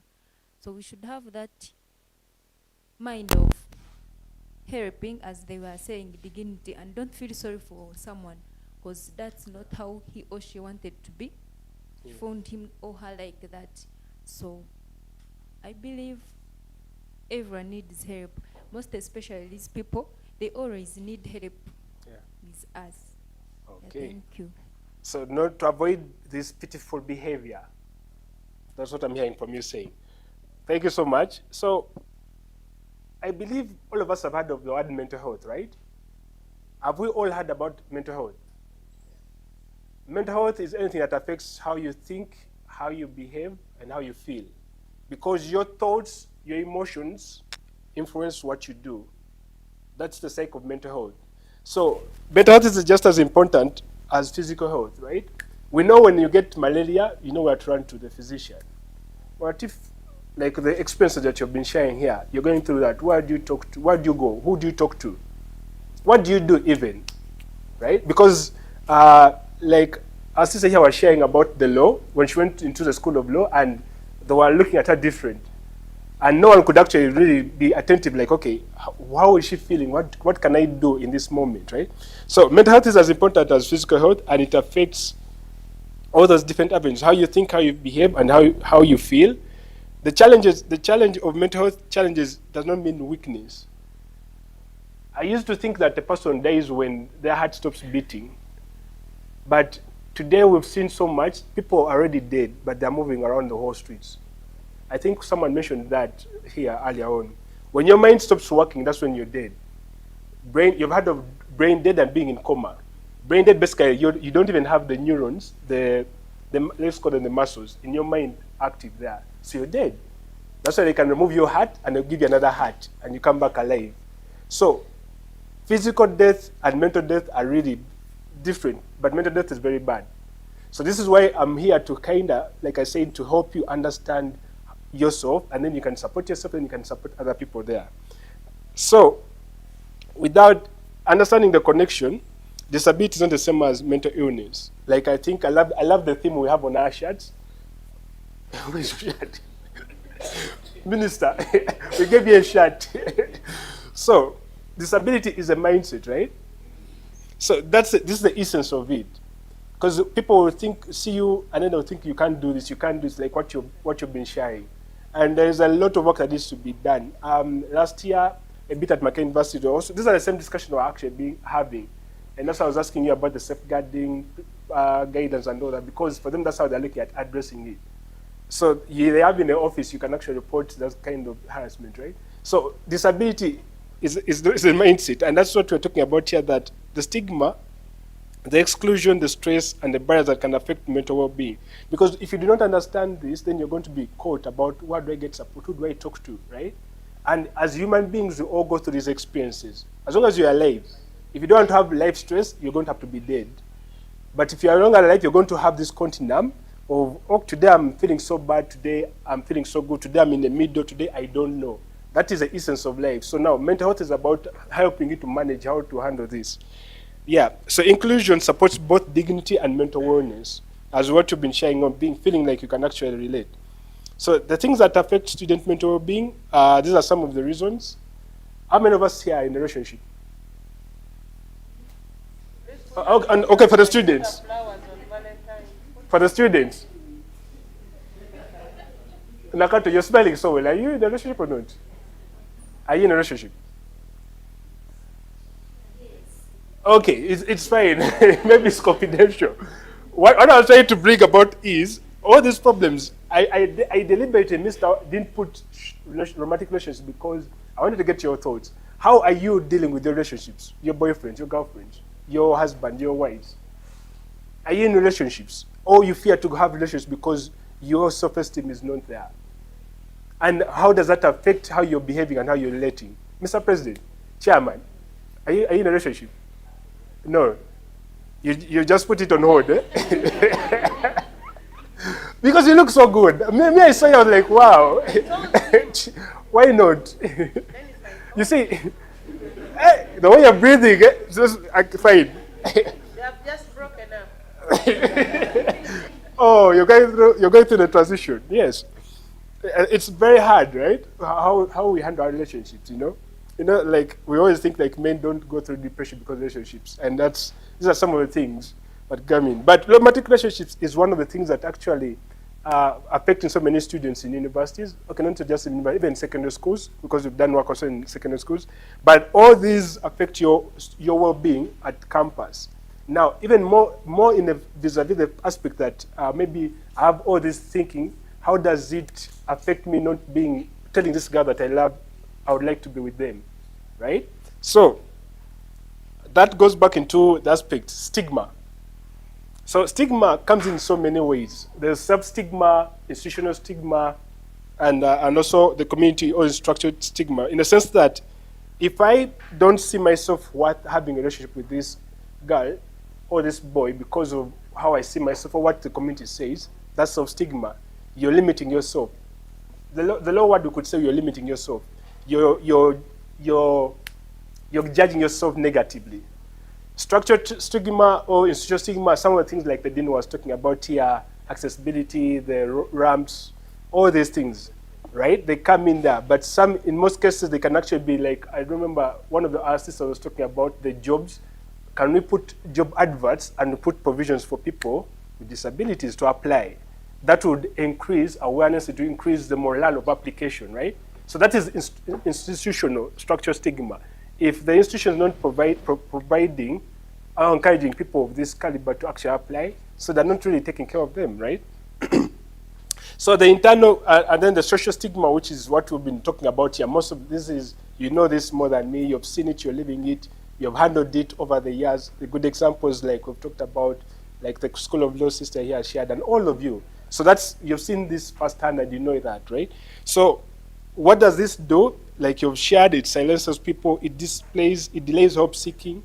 And this is what I'm looking in, because personally, my philosophy of mental health is that if we help you to understand and build this hope seeking behavior, you can actually be able to empower yourself more.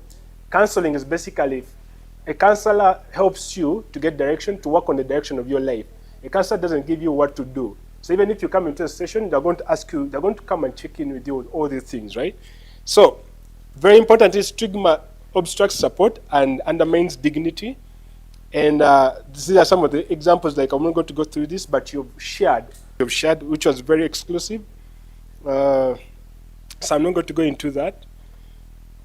So, but what does stigma lead into? One of the things like loneliness, this is what I was asking about relationships, because you, like the girls you're looking so beautiful, but do boys approach you? Or the boys, you're looking so great, why don't you approach the girl? Not necessarily like anyone, right? Why does that happen? Is it because of these problems here, right?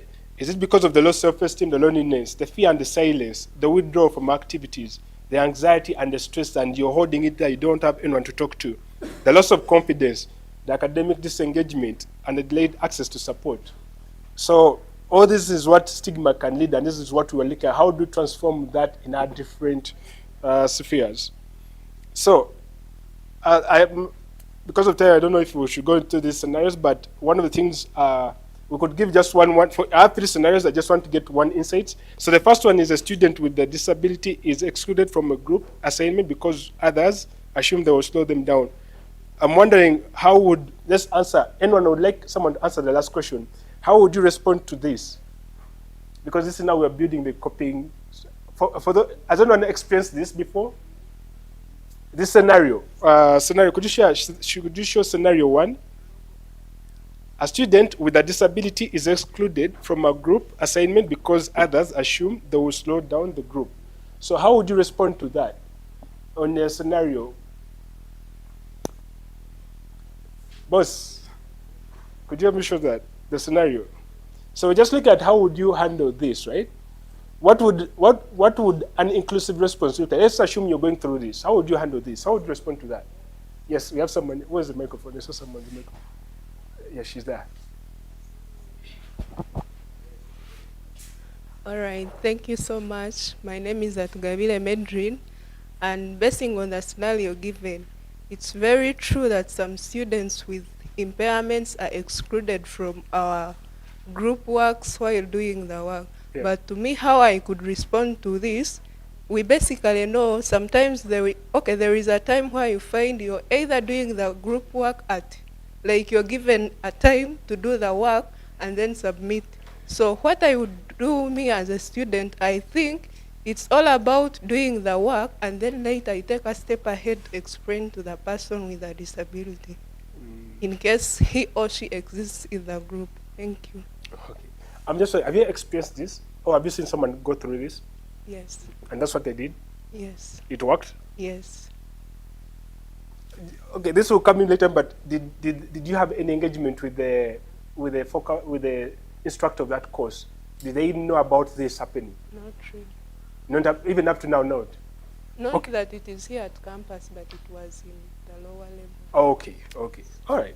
Thank you so much. That's a good one. How many of us think about that? Any feedback to that? Anything anyone would think? I have a second scenario. You had something? Yes, sure.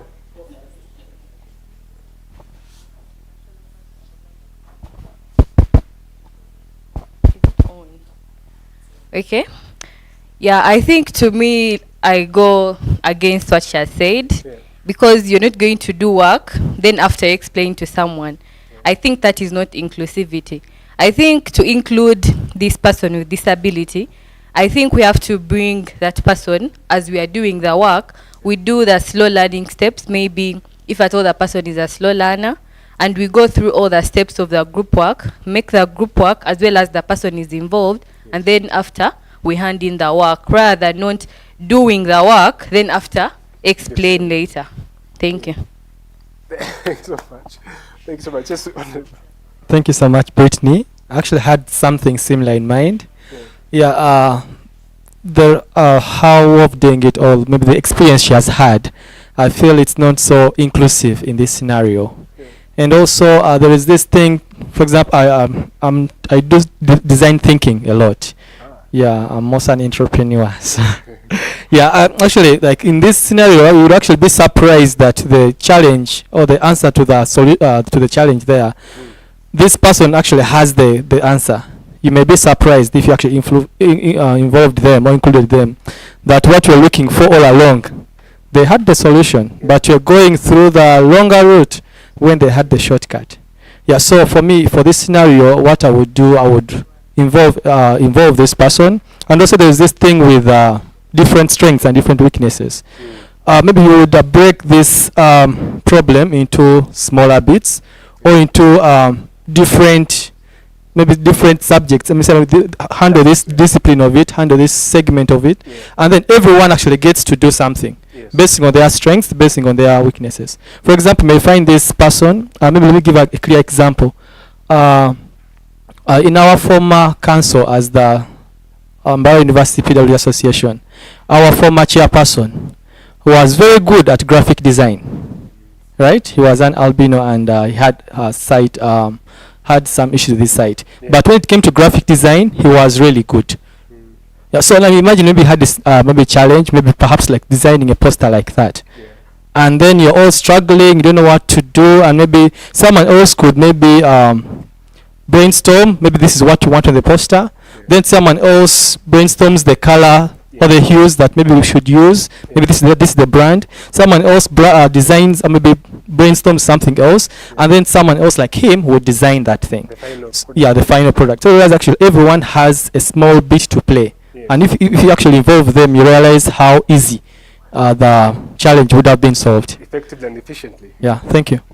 Thank you so much. There's someone at the back. Thank you for your insights so far. Yes. Okay, for me, I agree with her, only that I feel like she has missed out a certain step. When Madame Maureen was speaking, she said that even if someone is having a disability, you realize that you're not supposed to just help them out of the blue. In most cases, you need to first ask them. For example, if you are in a group discussion, maybe the lecturer has given you some work, and then maybe they want handwritten.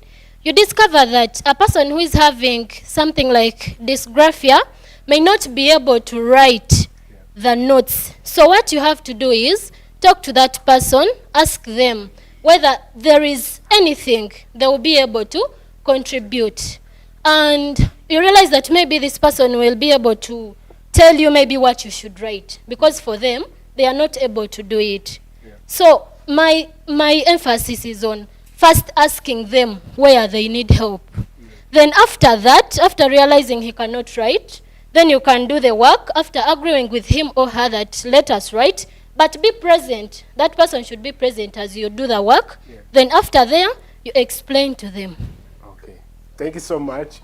I love the fact that how the modalities of how this can actually be addressed are coming up. So let me go to the second scenario. One of the things, this is all informing what we talked about earlier, the awareness, the breaking down into the kind of experiences going, whether they're internal, that's personal, social, or structural, right? So the second scenario is a student wants counseling support, but a friend says, don't go there. People will think you are mad. Let's start. How many of us have had counseling here? Among you, how many of us have ever gone to a counselor for a counseling session? Let's say, because we have a counselor here. Has any of us ever gone for counseling? You ever, eh? Okay, so some of you, that's good. But of course, definitely, there are different models of counseling, right? The step care, where you talk to someone, especially the girls are good to this. The boys always keep quiet, and they keep quiet, like Mr. Chairman has saying, heartbreak. So now, if one of our colleagues is being told, don't go for counseling because people will think you're mad, what beliefs are driving this stigma? I would love to hear, apart from, for you, you've had counseling. For those who haven't had counseling, why haven't you gone for counseling of different things you've gone through? Anyone would share? Yes. Okay, for me, I'm going to speak on behalf of my friend. It is out of experience. Yes. There is my friend who was going through some stress, and then she was like, "Do we have counselors at must something like that?" Then there is there is a friend within the same circle who was telling him or her that for me, I went for counseling services and they did not help me. So this person, I don't know whether he or she went to the, I don't know whether she went to the right counselor, but now this person who was here with us told him that, man, you just die with your problem because you know what? You will not get the help. So you realize that this person was not able to reach out to the right person because someone told them they were not helped. Yeah. Thank you for sharing that. That's very powerful. Someone had that. So someone had a bad experience, and then they kind of predisposed it to someone who actually needed support, and they didn't get help. All right. Yes, Thank you very much, sir, for the opportunity.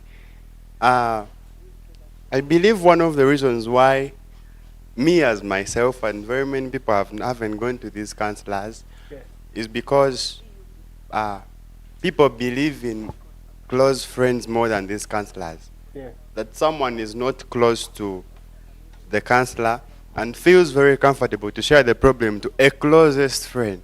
Actually, I remember a scenario where this girl was very sick. She was very sick, and it was more related to stress and, mental health, some disability. So, but in that chaos of being sick, she told us, call for me someone. And literally this person that we were calling was the boyfriend. And when we called the boyfriend, they talked to each other, and she became very she actually started smiling. So she felt very comfortable with this boyfriend. Yeah. And I believe it would be better for her. You see, she talked to him and she became fine. She became relieved. Right. So I believe people don't go to these counselors because they believe they have people they are more connected to that can help them out than moving to someone who maybe you're not aware of, you don't know much of the person and all that. Okay. Yeah, thank you very much. Thank you for sharing that. That's very powerful. Yes, Mr. Something. All right, thank you. I had something similar to what you just shared. Yeah. But before I go to that, there is this other point I had in mind. The different cultures or the different prevailing crazes, I would say craze that happens around us. For example, there's this current trend on TikTok, something like, as a man, like, why do you do such things? Most of you must be familiar with it. So I will find like such things, they will tell you, as a man, maybe why do you eat food? Should be eating, I don't know. You get so lost in these kinds of talk, and you find that social media has so many things that are not true, but now because something has so many clicks, has many reposts, many likes, you will perhaps think it's maybe the best thing or maybe actually the right thing when it's actually not. Yeah, so that is one of the reasons why maybe people find it harder to actually seek therapy, to seek help even when they need it. Then the other thing, close to what he said, people feel, or they find themselves more relatable with people who are their tribe mates, or for the people within their niche, people they say maybe classmates, or maybe like if it's guys, maybe that cocoon that you have, you can easily relate with these people. And that may be maybe one clear experience I have with this. We have our counselor, and actually our dean of students. She moved out. She's a counselor. Yeah, she's a former university counselor. And then you would find that there were those days when people hardly go to her office. But if she's available, the services are actually available, people don't go there. Why? Because they don't feel relatable, or with maybe it's not, they don't really find that comfort, maybe being in that presence. But then like last semester, we launched the Mbarara University Medical Research, rather Mental Health Club. I told you about it earlier. And we have these sessions that we hold weekly, every Friday. And it's really doing some good work. People are being helped. We have sessions every time and people come in, they share their challenges. we do therapy. Everyone's like a psychotherapist to the other, and you talk and you share experiences, and people live when they're much better. Why? Because they're all students. They face similar challenges. They face breakups like what you shared. People don't have meals, so like it's the same experience that people can now easily relate. Yeah. And yeah, so that is one way we are coping with that. Yeah, thank you. Firstly, let's thank Mr. Chairman for the Mental Health Club at Must. That's some good work. Yeah. Yesterday night I was watching a video. As a man, why do you have a pet cat? You should have a pet lion. So, pet alligator. And I was like, yeah, social media. So I get how you're coming, what you're meaning. And these are very factual insights you guys are sharing, right? Because there's that bit of connection in counseling. You need to have that therapeutic relationship. So young people are finding it hard to go to the elder.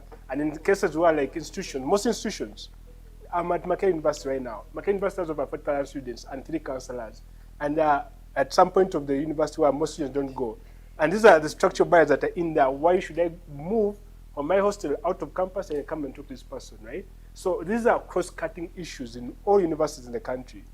So it's not just here, but like you shared, it's about building that normalcy and that relationship, and then we'll be able to support each other. And before I go to the next slide, to add about that, why young people, what you're doing is very impactful is because the first model of step care to mental health, that is the awareness, self-help, then talk to someone, the peer support, which is what you're doing. And that will lead into these other aspects of now I need to talk to a counselor. So you're in the right move, like I already told you, that's good.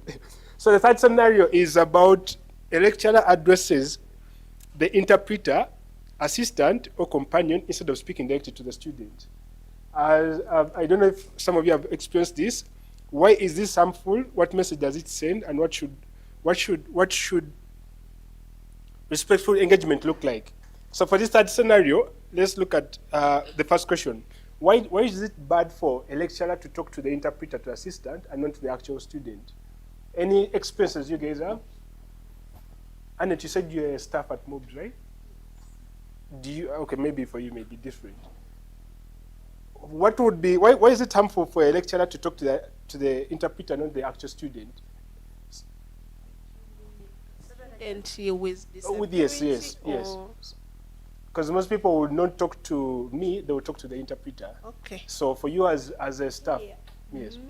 As a person with disability, if I can't tell you, if you have no patience, to some us who with disability, we want to be like, how we say, you want to be like someone to feel pity for you. Even if someone is advising you, for you take it the other way around, because I'm disabled, that's why this person is telling me to do ABC. And if you find that lecturer doesn't understand, has no patience to say, like, this person I have to handle Chirunji this way so that we can be in good terms. Yes. So if you know you have no patience, maybe you talk to another person, this person can out your information to the student with disability. Thank you so much. I would love to hear a student version of that.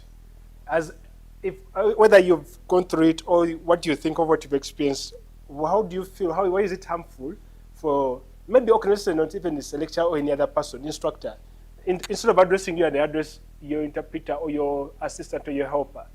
Anyone who has experienced that and would like to share, if that is okay? Anyone? Okay. So why it's harmful, like you mentioned, is because you're not really treating me like, okay, I have the capacity to get your message, to actually respond back, treating me as a human being, right? Because you want me to, when you speak to me right now, you respond to me back immediately. So that's pretty awesome. So how do you recognize distress without judging, right? With all that you've shared in there, how are we able to support ourselves and help others without judging?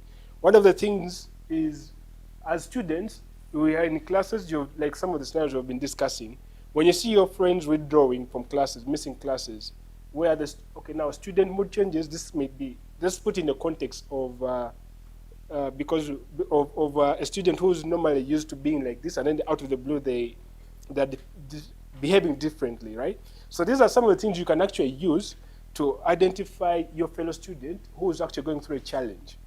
They may not come and speak to you and they tell you like, I want to kill myself. I want to do this. But when you see these things, like one withdrawal from others, missing classes, sudden mood changes, hopelessness, irritability or anger, abako where let's say it that way, difficulty in concentrating, overwhelming stress, loss of interest in usual activities. For girls, if you're used to going out as friends and you see this friend is not actually going out, oh, what's happening, right? Then just take it like today, alcohol is too much. So, but remember, why that picture is very important is like, remember, your mind judges everything, right? This is very important because it's going to come into the next slide, right? Your mind judges everything, even the fact that you just see me like this, right? I don't think any of you thought I'm a practicing structure in there because you saw, his looks, this guy is like that. I always get this so much, right? Especially with Ugandans, I always get it. Unogai chichi, music agamba chi. So, even in the workplace, let me give you this, let me discuss it. I was having a meeting with some government officials, and they were telling me, like, hey, you have locks, how are we going to be able to work with you? I told them, tell me any person who has been in government who has ever stolen money who has locks. Anyone who has ever been corrupt in government who had locks and stole money, who has worked in the government, never say car. Because they couldn't, right? They were, like the people who are stealing all these billions of money that's supposed to be supporting Ugandans have no hair like you. So me, you have never seen anyone like that, you see. So that kind of pre-judging is why this is important. Now, with all that we've shared, right, support is not complicated. You're not already discussing everything that we've been discussing. Support is not hard. This is a live message I got from one of the girls I've been supporting for some time. And if you read there, she says, hey, I hope you're doing well. I'm writing to thank you for sparing time last year to talk to me through my feelings and grief stuff. It is 1 year later, 2 days ago, I realized that that was great improvement. So thank you very much, and may God continue blessing the work of your hands. What we were discussing here, you can do in your own way to support other people. Through the things we've been discussing, right? Just notice, listen, show empathy. Ask for help like what we've been discussing. Don't assume, like because I'm like this, you just need that. Even with mental health, supporting each other, right? Do whatever, do ask for help and follow up respectively. This is how you save lives. This is how you support yourself. This is how you support any other person out here. Because now you guys are here, whatever you're learning, I'm hoping you're going to be able to put into practice for yourself and for the other people there. So support is not hard. And how do you do that? There's a lean model. This one, you don't need to come and do counseling psychology to really, okay, when you come, you go into the deeper, but right, what I said earlier, don't judge. The second thing is empathize. Do you know the difference between empathy and sympathy? Yes. What's the difference? Anyone could share with that. What's the understanding of the difference between empathy and sympathy?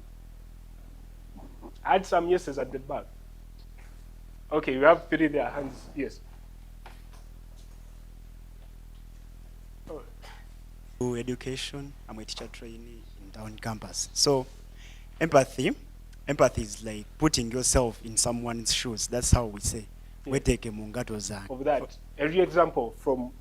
Then is, for example, someone, oh, sorry. You, right? Yes. And I see someone with a physical challenge, they can't move well, and I give them space to come in front of me. Is that sympathy or empathy? That is in that context. Oh. Answer it straight. You can leave it open. How would that show? Yeah, maybe because someone you see, else in can school help. here it's more easy, but when you're going to come to the workplace, it's going to be different. Charlotte, right? And in an instance that someone has lost their job, being sympathetic, you'd be like, oh, sorry about the job loss. I hope you get another soon. Yeah. But empathy, you would actually tell this person, I know what you're going through. I've been there.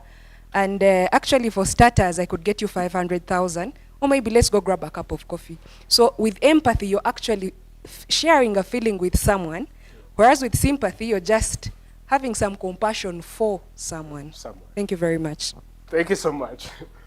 I don't know if you have something you would add to the question I was asking him when the sympathy when someone is having a physical impairment and they give them space to come in front of them in the line. How would that show up within sympathy and empathy?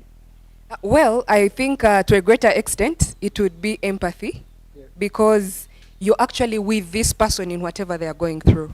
Yeah, but to a smaller extent, it would as well be sympathy, depending on how this person has, I mean, they have a right to be ahead of me. So to a greater extent, it would be empathy, and to a smaller, sympathy. Thank you. Okay. So there is the beneficiary shouldn't also be entitled to say, I'm supposed, yeah? Okay. Thank you so much. So the lean model, the second thing is the empathizing, right? Then the third thing is the asking. Don't take anything for granted. Ask, what support do you need, right? In that moment, would you be possible to ask the person, is it fine for me to let you come in front of me on this line to get this support, right? Thirdly, fourthly is the navigate, help them to connect to helpful services or people. As you see, this goes back to what we're talking about, seeking support, you helping yourself, and then knowing where to support or recommend people to get support. And that testimony happened this year, which is this Form 6 girl. She was going to commit suicide. When she sent me this message, I remember I was so engaged, I had to call her immediately. Because it's not the first time I'm experiencing that. With the work I'm doing, you get people who are really want to end it all, and they give you a call, and there's no time for texting. So with this model, I put that testimony there just to show you, if you can grow to your level, to your awareness, right? This is why I was starting earlier on with asking these questions, getting us into the discussion, because you need to be aware so that you can actually support people and help them not to end their lives, right? So imagine this was a Form 6 girl, and she wanted to just end it like that. So I used the same principles, and she's alive. I got a message from her 2 days ago. She's in school like that. So this is one of the examples of the things. What I'm showing is like these things you can also do to support other people out there. So of course, like what we've been discussing, what you should say and what you shouldn't say, helpful responses, I'm here to listen. That sounds difficult, you matter, and would you like support? Of course, even the tonality of your voice has to be very appropriate, right? Tosa Agagambi, what should I help you, right? The energy, the tonality of how you speak with someone who know like whether you're being genuine or not, right? Then of course, I've had recently the boys, I think this is more the boys that gumite, right? Guma. I'm seeing this trend about gumite, guma, and all that. Mbera. How is that helping me to go through these challenges, right? And of course, with the boys, the male, research shows that you want seek support, you keep quiet. And this is why there's so much suicide rates among the men than the women. Because ogamba kangume, gumite, guma, right? Kansidike. So let's find help together. This is, like I said, goes back to tonality. Then harmful responses, you're overreacting, just be strong, vera musajja. Others have it worse, don't tell anyone.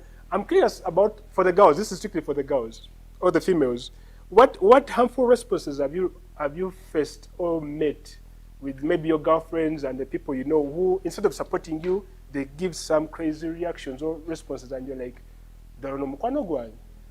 I would like to hear from you. And for the girls, yes.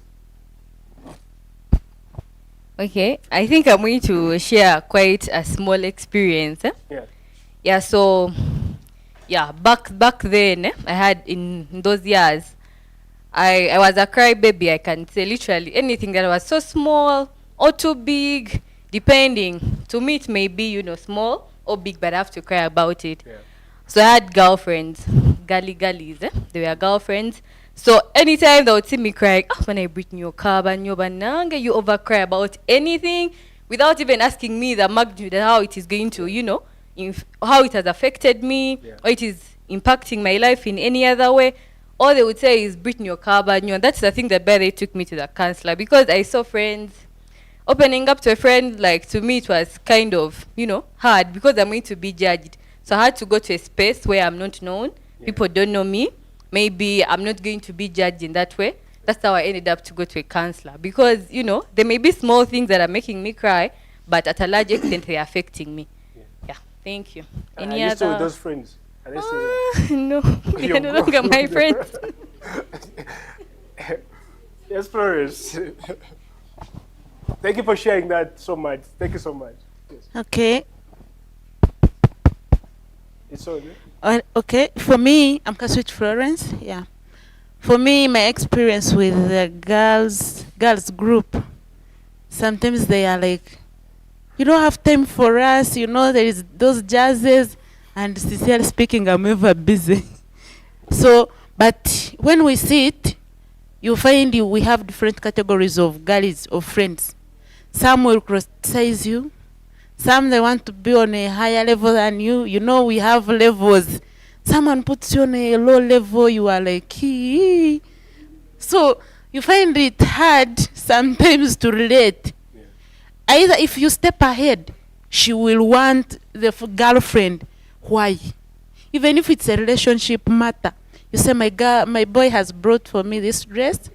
Yeah, it's another, an issue. So relating with girls, if it's not work, busy like a gig, it's hard. I associate more with boys. Yeah, it's better to me. And I'm okay, not in other circles, but You're okay, indeed. You're not, you're not, it's not a bad thing because I've had that so much. I usually make friends with boys than girls.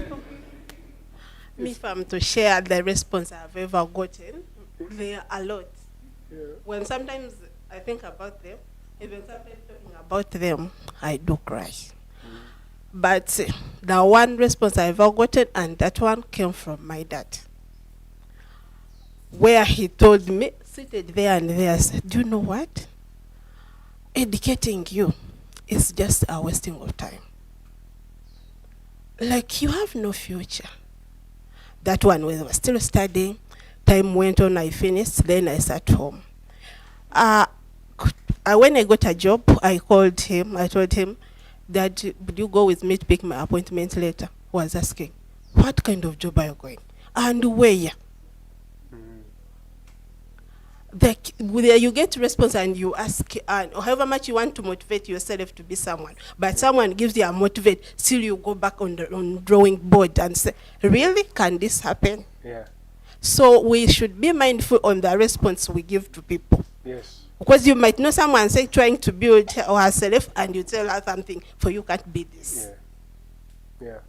Thank you for sharing that, Annie. For the boys, let's get one boy. For the males, any experience, any response that you got from maybe your boyfriend, your Charlies, and it put you off? Any experience?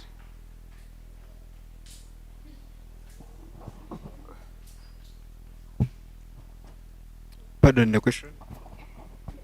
When you were going through one of your hard times, right, or good times, and you got a response from one of your people you thought were close, and you couldn't believe that they were saying such a thing to you. What was that experience like? What did they say that actually broke you? I think I don't know how it was feeling, but to me, from my side, you see, when you're into politics, there are people that you trust most. And then we had cooked, and we reached to ground. We made all campaigns. When he was my guy, actually it was a circle like of 4. So out of the blue, I think these people were giving out money. So then, in the evening, I called them. "How was the field?" They were like, "Bro, why can't you withdraw from the race?" Why can't you do what?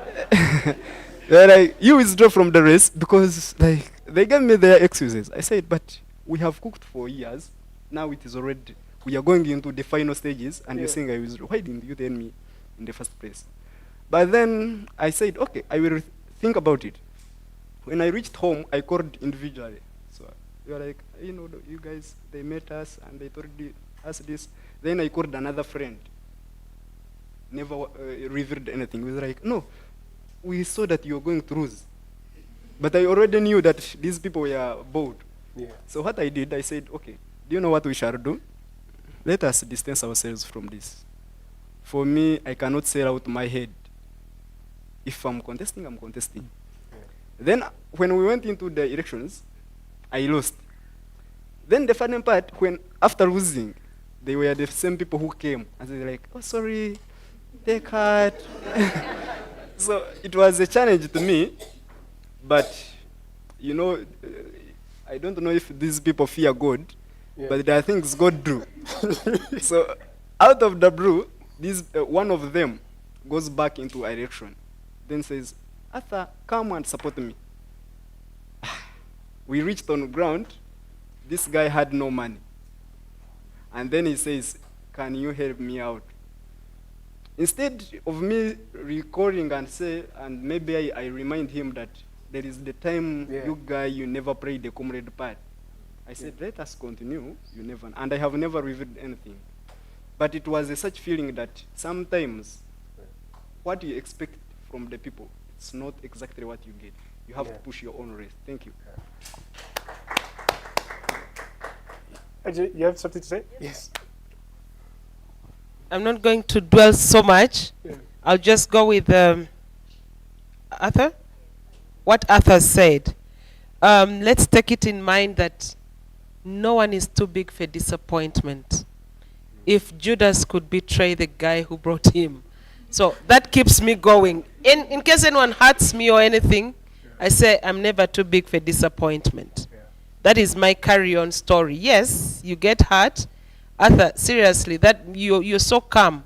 I would have, at that moment, I would have reminded that person a little bit, much as they need help. But at the back of the mind, have this, that no one is too big for a disappointment. Anyone can disappoint you at any time. And I always tell my twin brother, we shared the womb at the same time. You're just minutes before me, but anything can happen. He says, why do you think negative?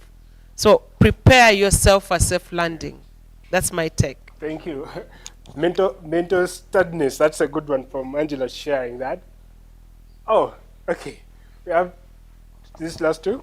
Yes. Me, I have a question to ask about emotional support. I don't know whether I should ask it now or maybe I'll have time. No, you can put it and we can discuss it, yes.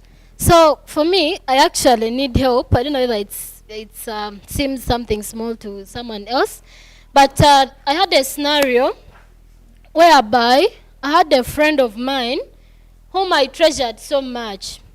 But one time, that person's personality was in a way that even if she had maybe a simple sickness, like maybe she has headache, she has stomach ache, when she tells you about it, she had expectations that I actually couldn't do. In a way that maybe if she told you she has headache, she expected you to maybe say, you know what, let me come and check on you, things like that. Then, but me, whenever she could tell me that maybe I am having headache, I would say, oh my God, that is really bad. Have you got some medicine? And I feel like it is, yeah, I feel like that is caring, because to me, in most cases, if I'm not extremely ill, I feel like I shouldn't stress people to go into my situations. Then one day, this friend of mine was actually traveling to Fort Portal, and then she got, she sent me a message and she's like, my friend, I survived an accident. And to me, she sent me some pics. They were standing outside, the mirrors had broken, things like that. And I'm like, oh my God, so sorry. That is what I felt like, inside me, I feel like I'm empathetic, because I felt like even if I was the one, it's really bad. Though I didn't go ahead to ask them, have you got anyone's? So I realized that maybe if I was the one sending someone a message that I've got an accident, I would tell them that maybe I got an accident, but I don't have any problem. I am okay. But for that person, just told me that they survived, and I said that. Now, from there, that person meets me. I didn't know that the person was really annoyed. After meeting me, the person is like, you girl, you're not empathetic at all. Like, I don't think this friendship should continue. Then I was like, why? Me, I didn't feel like maybe I've done anything bad. And the person is like, you know what? You search on Google and see what a friend would do if a friend told them that they have, if a friend told them that they have got an accident. So what I found on Google was telling me that you're supposed to ask, how are you feeling today? The following day, you do the same, and personally, it's really not part of me. So I am still confused about that, because actually that friend of mine is still annoyed up to now. So I don't know which problem I have. I don't know whether she has the problem. I really want some explanation about that, because it's perturbing my mind. Your name is, what's that? I am Claire. Claire. Have you ever done a personality test? Oh, do you know your personality? Yes, I do. You've done? Okay, so that will come in the questions because what you were speaking, and I was thinking through from hearing you what I've so far seen you observe, how you handle other people because you're different types, right? How to manage that. I think that's why that comes in. Yes, but we'll tap into that at the end.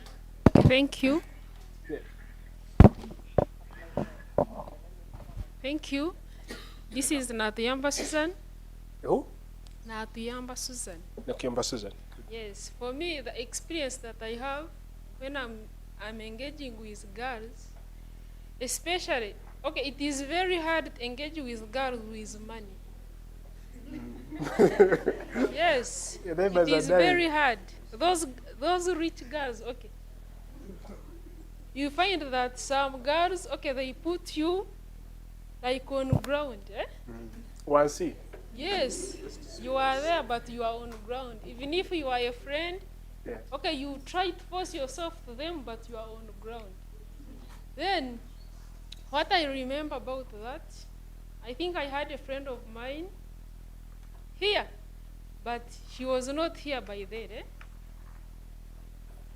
I used to post myself, Manya what, Manya this is this. Then she could say, ah, but Susan,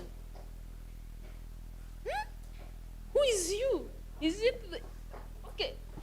She could caption, she could comment on my post and I feel like, oh, maybe I should not post myself ever. Then, but from that, I realized that you as a person, you should stay the way you are as a person. Okay, not considering other people. Thank you. Thank you. Let's clap for everyone who has shared because they have shared personal stories, right? I love, and that goes into the role of peers. Why I was asking that. From all that has been shared, right? Look at this, right? Students or any other, we should be able to support each other. But how we do that is totally different, right? Like the things like sharing that we've had here. Someone is being supportive. Me, I've done my work. I've checked in with you, but the person is angry. I don't know how long are you guys at Clash up to now? How long? A month. It's still boiling, right? I checked in with you. Why are you angry at me? So, what does this mean for about the role of peers, right? Include others intentionally. Avoid assumptions. I hope some of these things will come in there. Challenge stigma in conversations, right? Like I said about the tonality when you're speaking and checking in. If you're empathetic, right? Sympathetic. How do you speak? How intentional are you? Oh, you know your friends so much then. Encourage help seeking, create welcoming spaces, and be supportive, not pitting rather. So welcoming spaces are not just about, we have this welcoming space here, but emotionally, what are the emotional spaces you can create that someone can actually share with you, right? Just like when now all of us here have studied.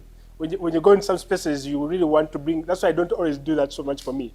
Like the cognitive aspect, like I've studied all this and I know all this, right? So you can also do the same thing emotionally. How emotionally available are you? In trauma-informed schools, there's something that we were taught and one of the frameworks that I believe in. How do you become an emotionally available adult for another person, right?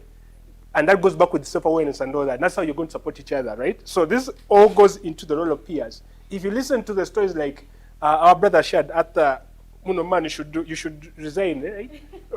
At the point we've been diehards. At this time, this is when you're telling me that. How do you handle that, right? So the role of peers is very important, and this is why what Honorable was talking about, peer-to-peer support, right? Before you go into there for the counseling, these are things you can actually do. So for peer-to-peer support in a university setting, who are the people who should be playing? Of course, students, lecturers, like some of the things we've been sharing in university leadership. This is something like, like a university master is very intentional about supporting you guys. The counseling services, the disability support officers. I don't know how that, I don't have any yet about this, but I believe maybe the disability supportive services, not just in aspect of school fees and this and that, but even your mental aspect of it, right? Student leaders, like we'll be listening in here from Brittany, yes. Like student leaders, what you're doing in and what Florence was sharing in there. being selfless and coming to interpret sessions by ourselves. I think that's something very good. Clubs and associations. So each of these groups has something they need to do, right? Because one of the things, the Western model of treatment is that we do things individually, and this is one of the things that has been happening in most universities. The counselor is working alone, so if he's there and you don't come there, you don't what? They don't come in for support. So these are things we're looking in and migrating and connecting, right? So mental health and inclusion go together. So true inclusion includes access without a sense of belonging is insufficient. I know, like from the sharing we had from the introductions, these are things you've all brought out. Merely being physically included is inadequate. This is something that someone had already shared in there. Like, it's not just about putting ramps, putting lifts there, but how do we get everyone in connected and supportive of each other? Students require dignity, connection, and support, like what we've been discussing, and mental well-being enhances academic achievement and engagement, as we've all been sharing and listening in with each other, right? So where can students seek support? Like already have the counseling center, the dean of students. Now these are all avenues, right? The peer-peer support, what we've been discussing. So with MindLab, one of the things actually where I'm here, I reached out to the administration, where we're looking at now how do you bring in even teletherapy? Like you're here and you can actually get support with your friend, maybe you're in different hostels and that. So these are all avenues you can actually get support from. So with all that we've discussed, before we get into discussion, I'm wondering, from what you've learned from this session, but even early on, what is one thing that you're going to do different? Like, one thing I'll stop doing is, or one thing that I'll start doing is, or one thing our institution should improve is. From now, what you've learned a bit about this session, psych education, what would be your takeaways, that your commitment that you're going to actually take and you're going to put into practice from here? I would love to get some insights from some of you members. Anyone? This side, let's say about this side. We've had so many people speaking and say, now this side. Anything?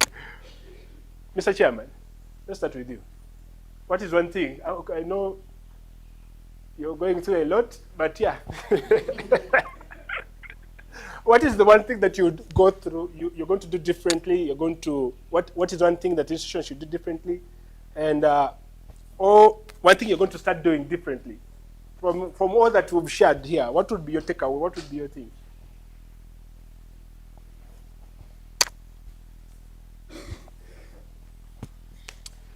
Okay. So once again, I'm Dennis. I'm the president for the Students with Disabilities. Yeah, at MUST. So what I've seen is that in most cases, stigma comes in isolation. But when you meet people and you talk things through, you actually get like more insights about how they're feeling, and you get insights on how you can help them. So what I can maybe do better is to, okay, as the association president for the Students with Disabilities, like to hold like a lot of meetings, to meet my members more oftenly, and like knowing what is affecting them, how we can walk things through. I think that's my take home. Thank you. Thank you so much. Yes, sir. Thanks for the opportunity once again to say something out. And just like I had introduced myself, I go by Ambrose, and the take home that I could take as per now, me personally, I have friends that were not born disabled, but later they acquired the disability during a way of living, when maybe the thing that they were doing in life. You know, at times we, the Gen Zs now, just like I may say, we look at some things that could really cause us trouble, but at the end of the day we undermine them. Then we start regretting when they have happened. But here in actual sense, someone who saw beyond what you could see told you that, you know what, Ambrose, don't go for that, because trust me, you may not handle the repercussions for it. You understand? And then at the end of the day, you find that exactly what they told you is the same thing that happened. You get? And then, since then, you start just punishing yourself, hating each and everyone around you. But yet they told you the fact, and then you never listened, you never paid attention to it. And now you're not even able to go through the repercussions that your actions have caused you. And now what the take home that I'm just going with from now is to let them know that yes, we do things and then the outcomes are always expected. But when they just come out of our deeds, that's not the end of life. We still have some other things that we could do regardless of the disability that we might have at the moment. You get? So it's just me trying to, yeah, because they are really my friends more than one. Just because the consequences of their deeds just brought them to be disabled. So, and since then I've hated life. They just refuse to listen to people closer to them. Because now me, I'm this side of Mbarara and they are in Kampala. You get? And now, this exactly that I might have gotten from here, that could be an improvement on what exactly I've already been doing. Share the same thing that, or maybe with more ingredients, because now I'm going to spice what I've been telling them to exactly to tell them, yes, life just things happened like that, but still life goes on, because the journey for you to walk as long as you're still alive, so is having highs and lows before you. Thank you. Thank you so much, Ambrose. And that is something, like I said earlier, as long as you're alive, you're always going to be on the mental health spectrum of where it is a crisis and whether you're healthy and whether you're in between, you're moderate and you don't know. Crisis is why this African approach to mental health, we are very communal, we want to support each other, but there's one thing we always need to know and always keep in our now, and you need to understand and be very, very empathetic to yourself to know that you did your part and then they didn't do that, right? Especially as when you connect so much with your people and or someone and you want them to do the good. I've seen this actually personally also with my young brother. Like I gave the grace and I told him, I simplified it for him. Don't be intelligent, be wise. Ready to face all the consequences of whatever action you do. So I think that's something you need to actually do, like the same thing you actually bring about to your friend, right? You did your part, but then what else can you do? That balance needs to be made, right? So thank you very much for those. As we come into the conclusion, from all that we've shared, one thing I would love you guys to always know and keep at heart is that mental health matters for every student, for every person. It's not about, as long as you're a human being, you're going to need to take care of your mental being. Mental health is new in the sense that it started in 1945, the Second World War. That's when the term started coming in, right? But it has been there before. I'll give an example. I'm in Uganda. In the African Traditional Society, when the Baganda went and had wars, whether with the Banyankole, Banyolo, and all that, when they came back and someone was having illusions, also waking up in the night and screaming, or working in a different way that's not normal, they used to separate them and they keep them in a particular place for some time until they stabilized. And then they brought back into community. Today we call that rehabilitation. So that's why personally for me I'm so invested into the African approach to mental health care. So everything that we're discussing has been there since time immemorial. So it's very important for you to be intentional about it. Disability, inclusion, and mental health being are interconnected. These are the experiences that we've been sharing and what you've all talked about, right? It's very invested and interconnected. 3, stigma causes harm and silence.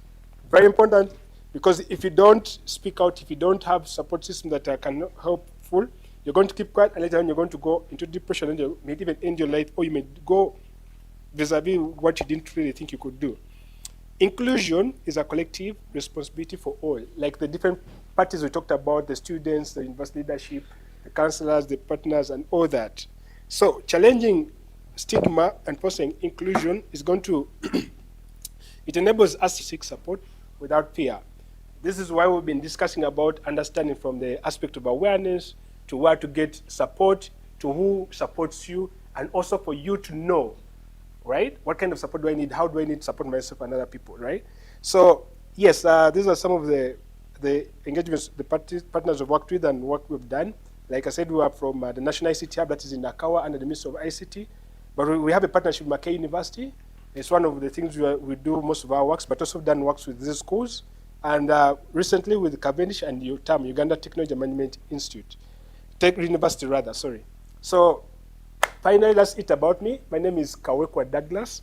That's my contact. And on all socials, Mindlife, MINDLYFE, on all socials, but also personally, I'm also, mostly my professional, LinkedIn is what I mostly use, but yeah, I'm all on all socials. Thank you so much.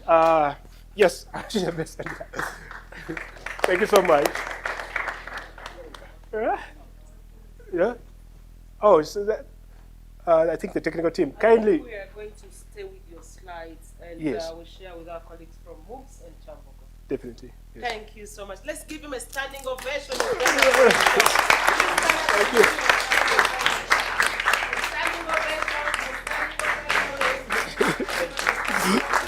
Good man. Thank you so much. Thank you so much. Oh my God, this is so great.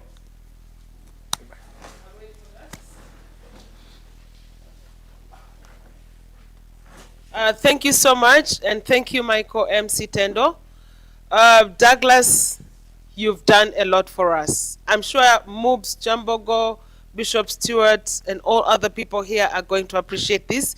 We are going to ask for your slides. We're going to share them, and we'll appreciate if, whenever called upon, we have a bigger audience, like Helen, Madame Stella, like when we have how do we call it, the annual research dissemination conference. I'm requesting that this is when all the staff, about 300 staff, are in one hall. We get a session on persons with impairment, so that our lecturers, our administrators, the management, everyone is there. If Douglas is given 15 minutes, it won't hurt us in the conference. That is another assignment for you. Please, let's give him another round of applause. In just 1 minute, I request that our colleagues from other institutions give us a takeaway. Give us a message before we close. We are closing. We'll start with Moobs. Any takeaway, anything you want to share? I'm giving you a minute. Minute again? Yes. Here, I think since our today it's about disability inclusion is a collective responsibility for all, yes. I think MOOBs we have taken a stand. Okay. Because we have a disability resource learning center, we have a director for disability. Oh. In Nakawa, but me I work in MOOBs. Okay. And me getting employed, it was because they wanted every branch we must have a person with disability. Okay. And my communication, I think I want someone can, I think all of us who are here, they might have a person who will benefit from our scholarship. MOOBs, not as a government, MOOBs as a university, we give 2 scholarships to students with disability every academic year. Oh, and wow. This one is the beneficial. Please, let's clap for that. Stella, I'm sending you again. Stella, I'm sending you again. We are benchmarking live.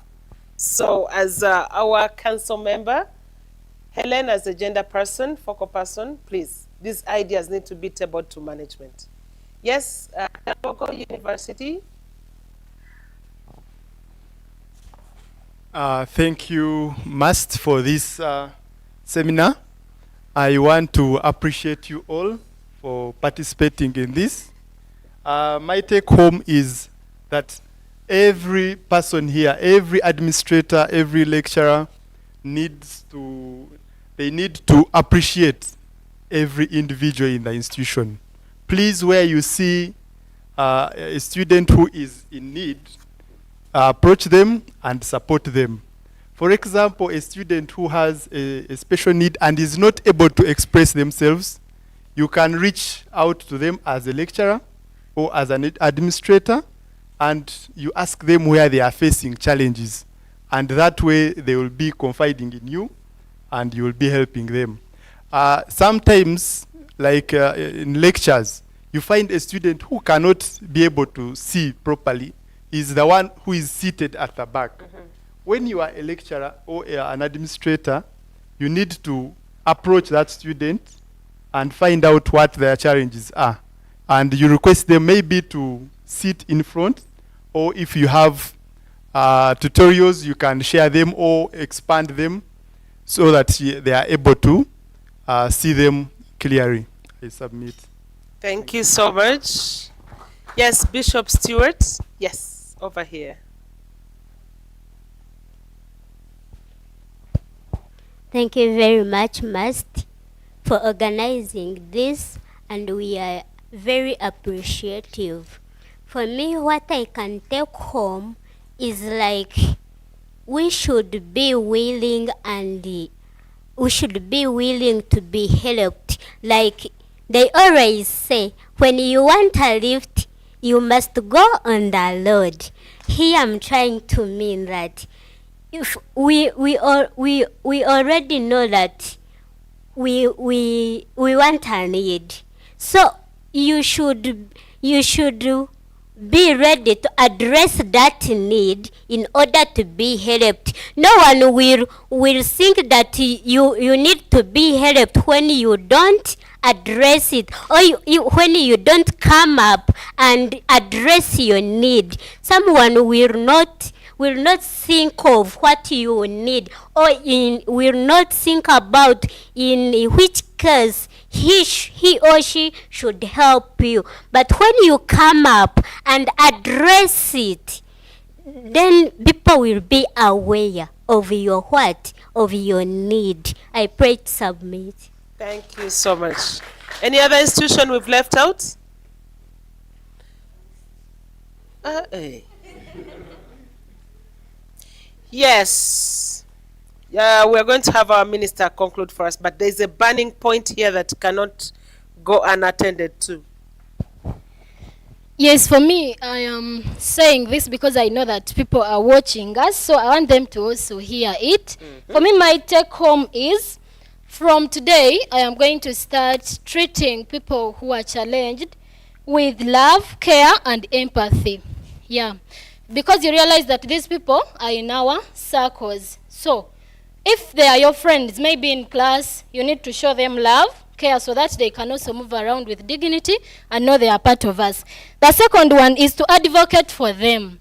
How? You realize that a lecturer is going to be in class. That lecturer does not know that maybe this student cannot see well. But for you as a person that interacts with that person at a personal level, you can help them maybe talk to the lecturer or any other person. So I pledge that I am going to start advocating for people that are challenged, and ask also our friends outside there to do the same. The last one is I also learned that we are supposed to give our friends uninterrupted space before judging them, for them to share their problems, instead of assuming that maybe this person is doing this because of this. Give them an interrupted space, and then they explain what they are going through. Thank you. Thank you so much. Okay, another burning one. Honorable, come and stand here, and I'll give you 1 minute to conclude. I'd request my ushers to take me 6 chairs outside for the group photo. And then, as we're finishing up, we want to call it a day. I will give the closing remarks. The burning one. Yeah, thank you, everyone. Me, what I can say over what I have taken home is we should not let these people feel isolated. We should give them comfort. We should be with them. Like they said, friendship, we should make them our friends, and be their places of comfort if at all they need. Let's not feel them isolated. This one doesn't know this, you help. Mental health, you help. If needs in every help, we should be in need of them. Thank you. Thank you. And what I can pick from her is, let's be the eyes and ears for the Dean of Students. They cannot reach everywhere. Yes? We have guild representatives. We have ministers. Even you as an individual. Look out for, I don't know how many calls I get, people telling me, there's this other student who is going through this. They don't know what to do. I'm like, what is their number? I don't have the time. Can I talk to the person on phone? But there's what they call a human face. So a human face, the way I talk to you on phone is not the way I talk to you physically. Make time. I don't know how many times I've left campus as late as 10 because I'm trying to counsel someone. And a disability, I'm talking about this, we're talking about disability, but I'm also bringing in what they call special needs. We have just saved a student from who was going to commit suicide. She's pregnant, she's having triplets, she's having exams. All of you are holding your heads, and the parents don't want to know. She doesn't know what to do next. But a few people have come together. She has managed to identify who can support her. She has now accepted to keep the pregnancy. Even if you see the stomach, we've already prepared her for the comments that are going to come out. She's going to get special exams. She's going to do all this. She's going to have her babies, and you'll all want to babysit. You'll want to come for the baby shower, and then you're the ones going to, So look at the fruit of something, but try to make someone feel better than the way they came to you. Honorable Minister, please conclude for us as a university. Thank you so much, our PRO.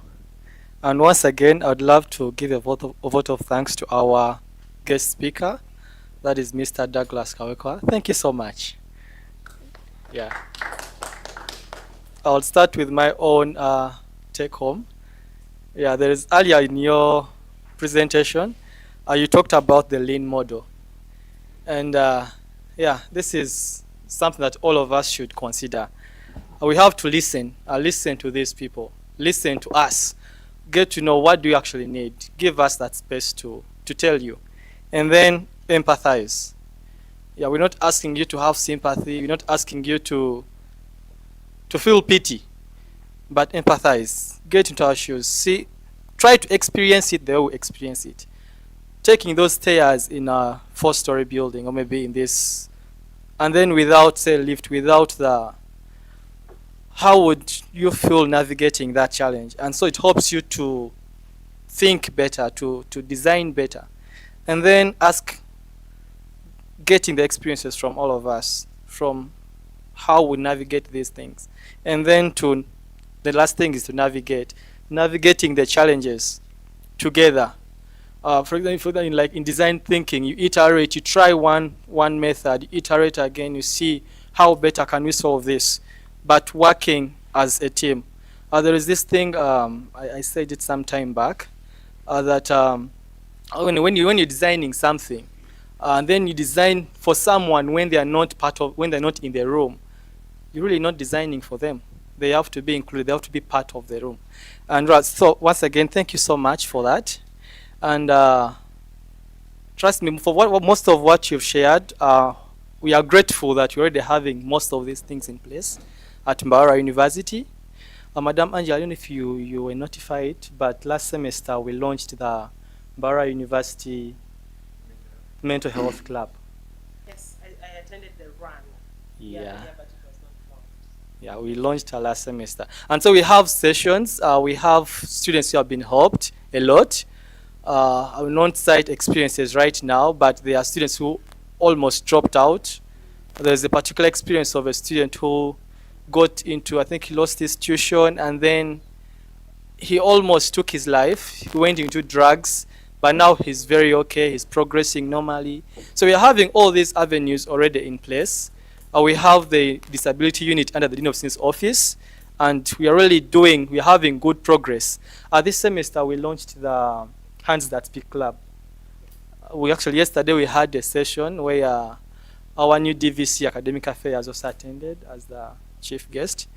We were having a spelling bee in sign language, and wow, it was impressive. May I show of hands for people that were there during the signing? Yeah, thank you. So we're really having good progress in all these areas. Now this Hands That Speak Club is a child of the sign language program that we are doing at the university, currently in the 4th cohort. Yeah, this is a program we started around 2 years ago. We had 43 graduates in the 1st cohort, 53 in the 2nd cohort.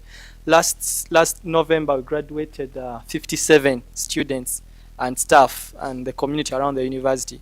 And even this semester, we're running a cohort currently with 60 students doing this. And so these are all things that we are doing as a university, and we are progressing really. With time, perhaps we shall even have more stories to tell, more experiences, more joy, and more celebration to have. Others, once again, I would love to thank you all. Thank you all for showing up today, for the deliberations, for the ideas, and I believe all these things are not remaining on paper, but where they are, maybe where we're not doing better, we are going to improve. And also, I believe this is a benchmarking platform, even to the other institutions and to ourselves. There are areas of growth and there are areas of improvement, really. Once again, thank you all.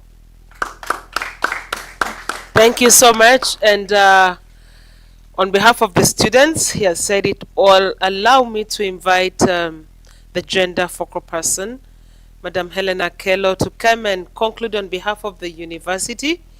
And I don't want to stand between you and lunch. So we're going to have a group photo, then we come back for lunch.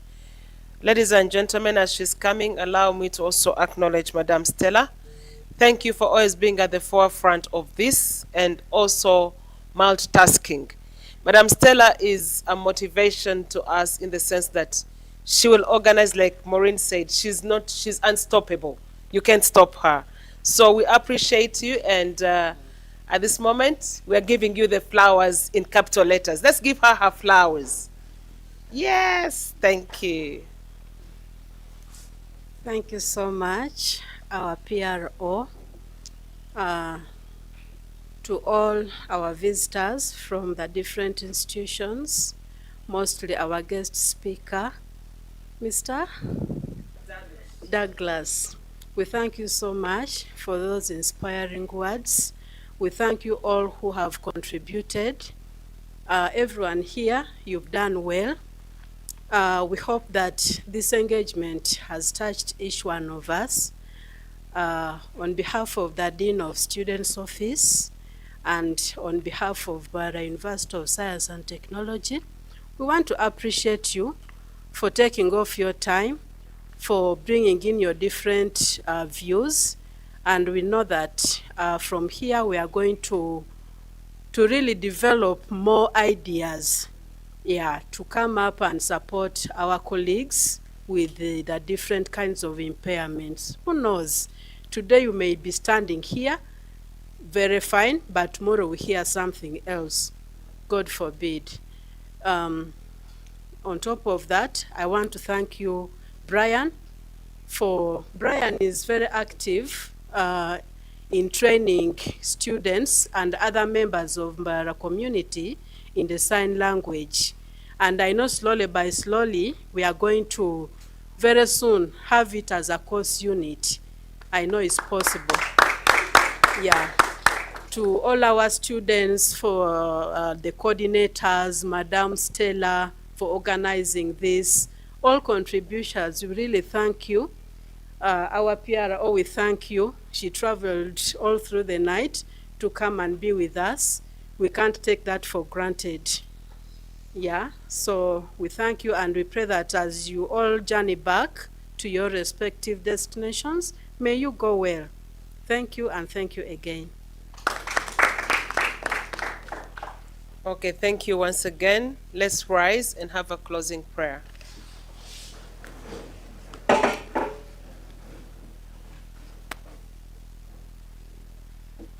That's the confidence I'm waiting for. I'm waiting for someone to say, let's pray. Almighty Lord, Heavenly Father, we thank you for this day. We thank you for this seminar. We thank you for all the people that have come to attend this seminar. We thank you for all the interactions we have had, the good, kind words, the empathetic words. Enable us to treat people sympathetically and enable us to be a safe place for others. In Jesus' mighty name I've prayed. Amen. So let's first go for a group photo.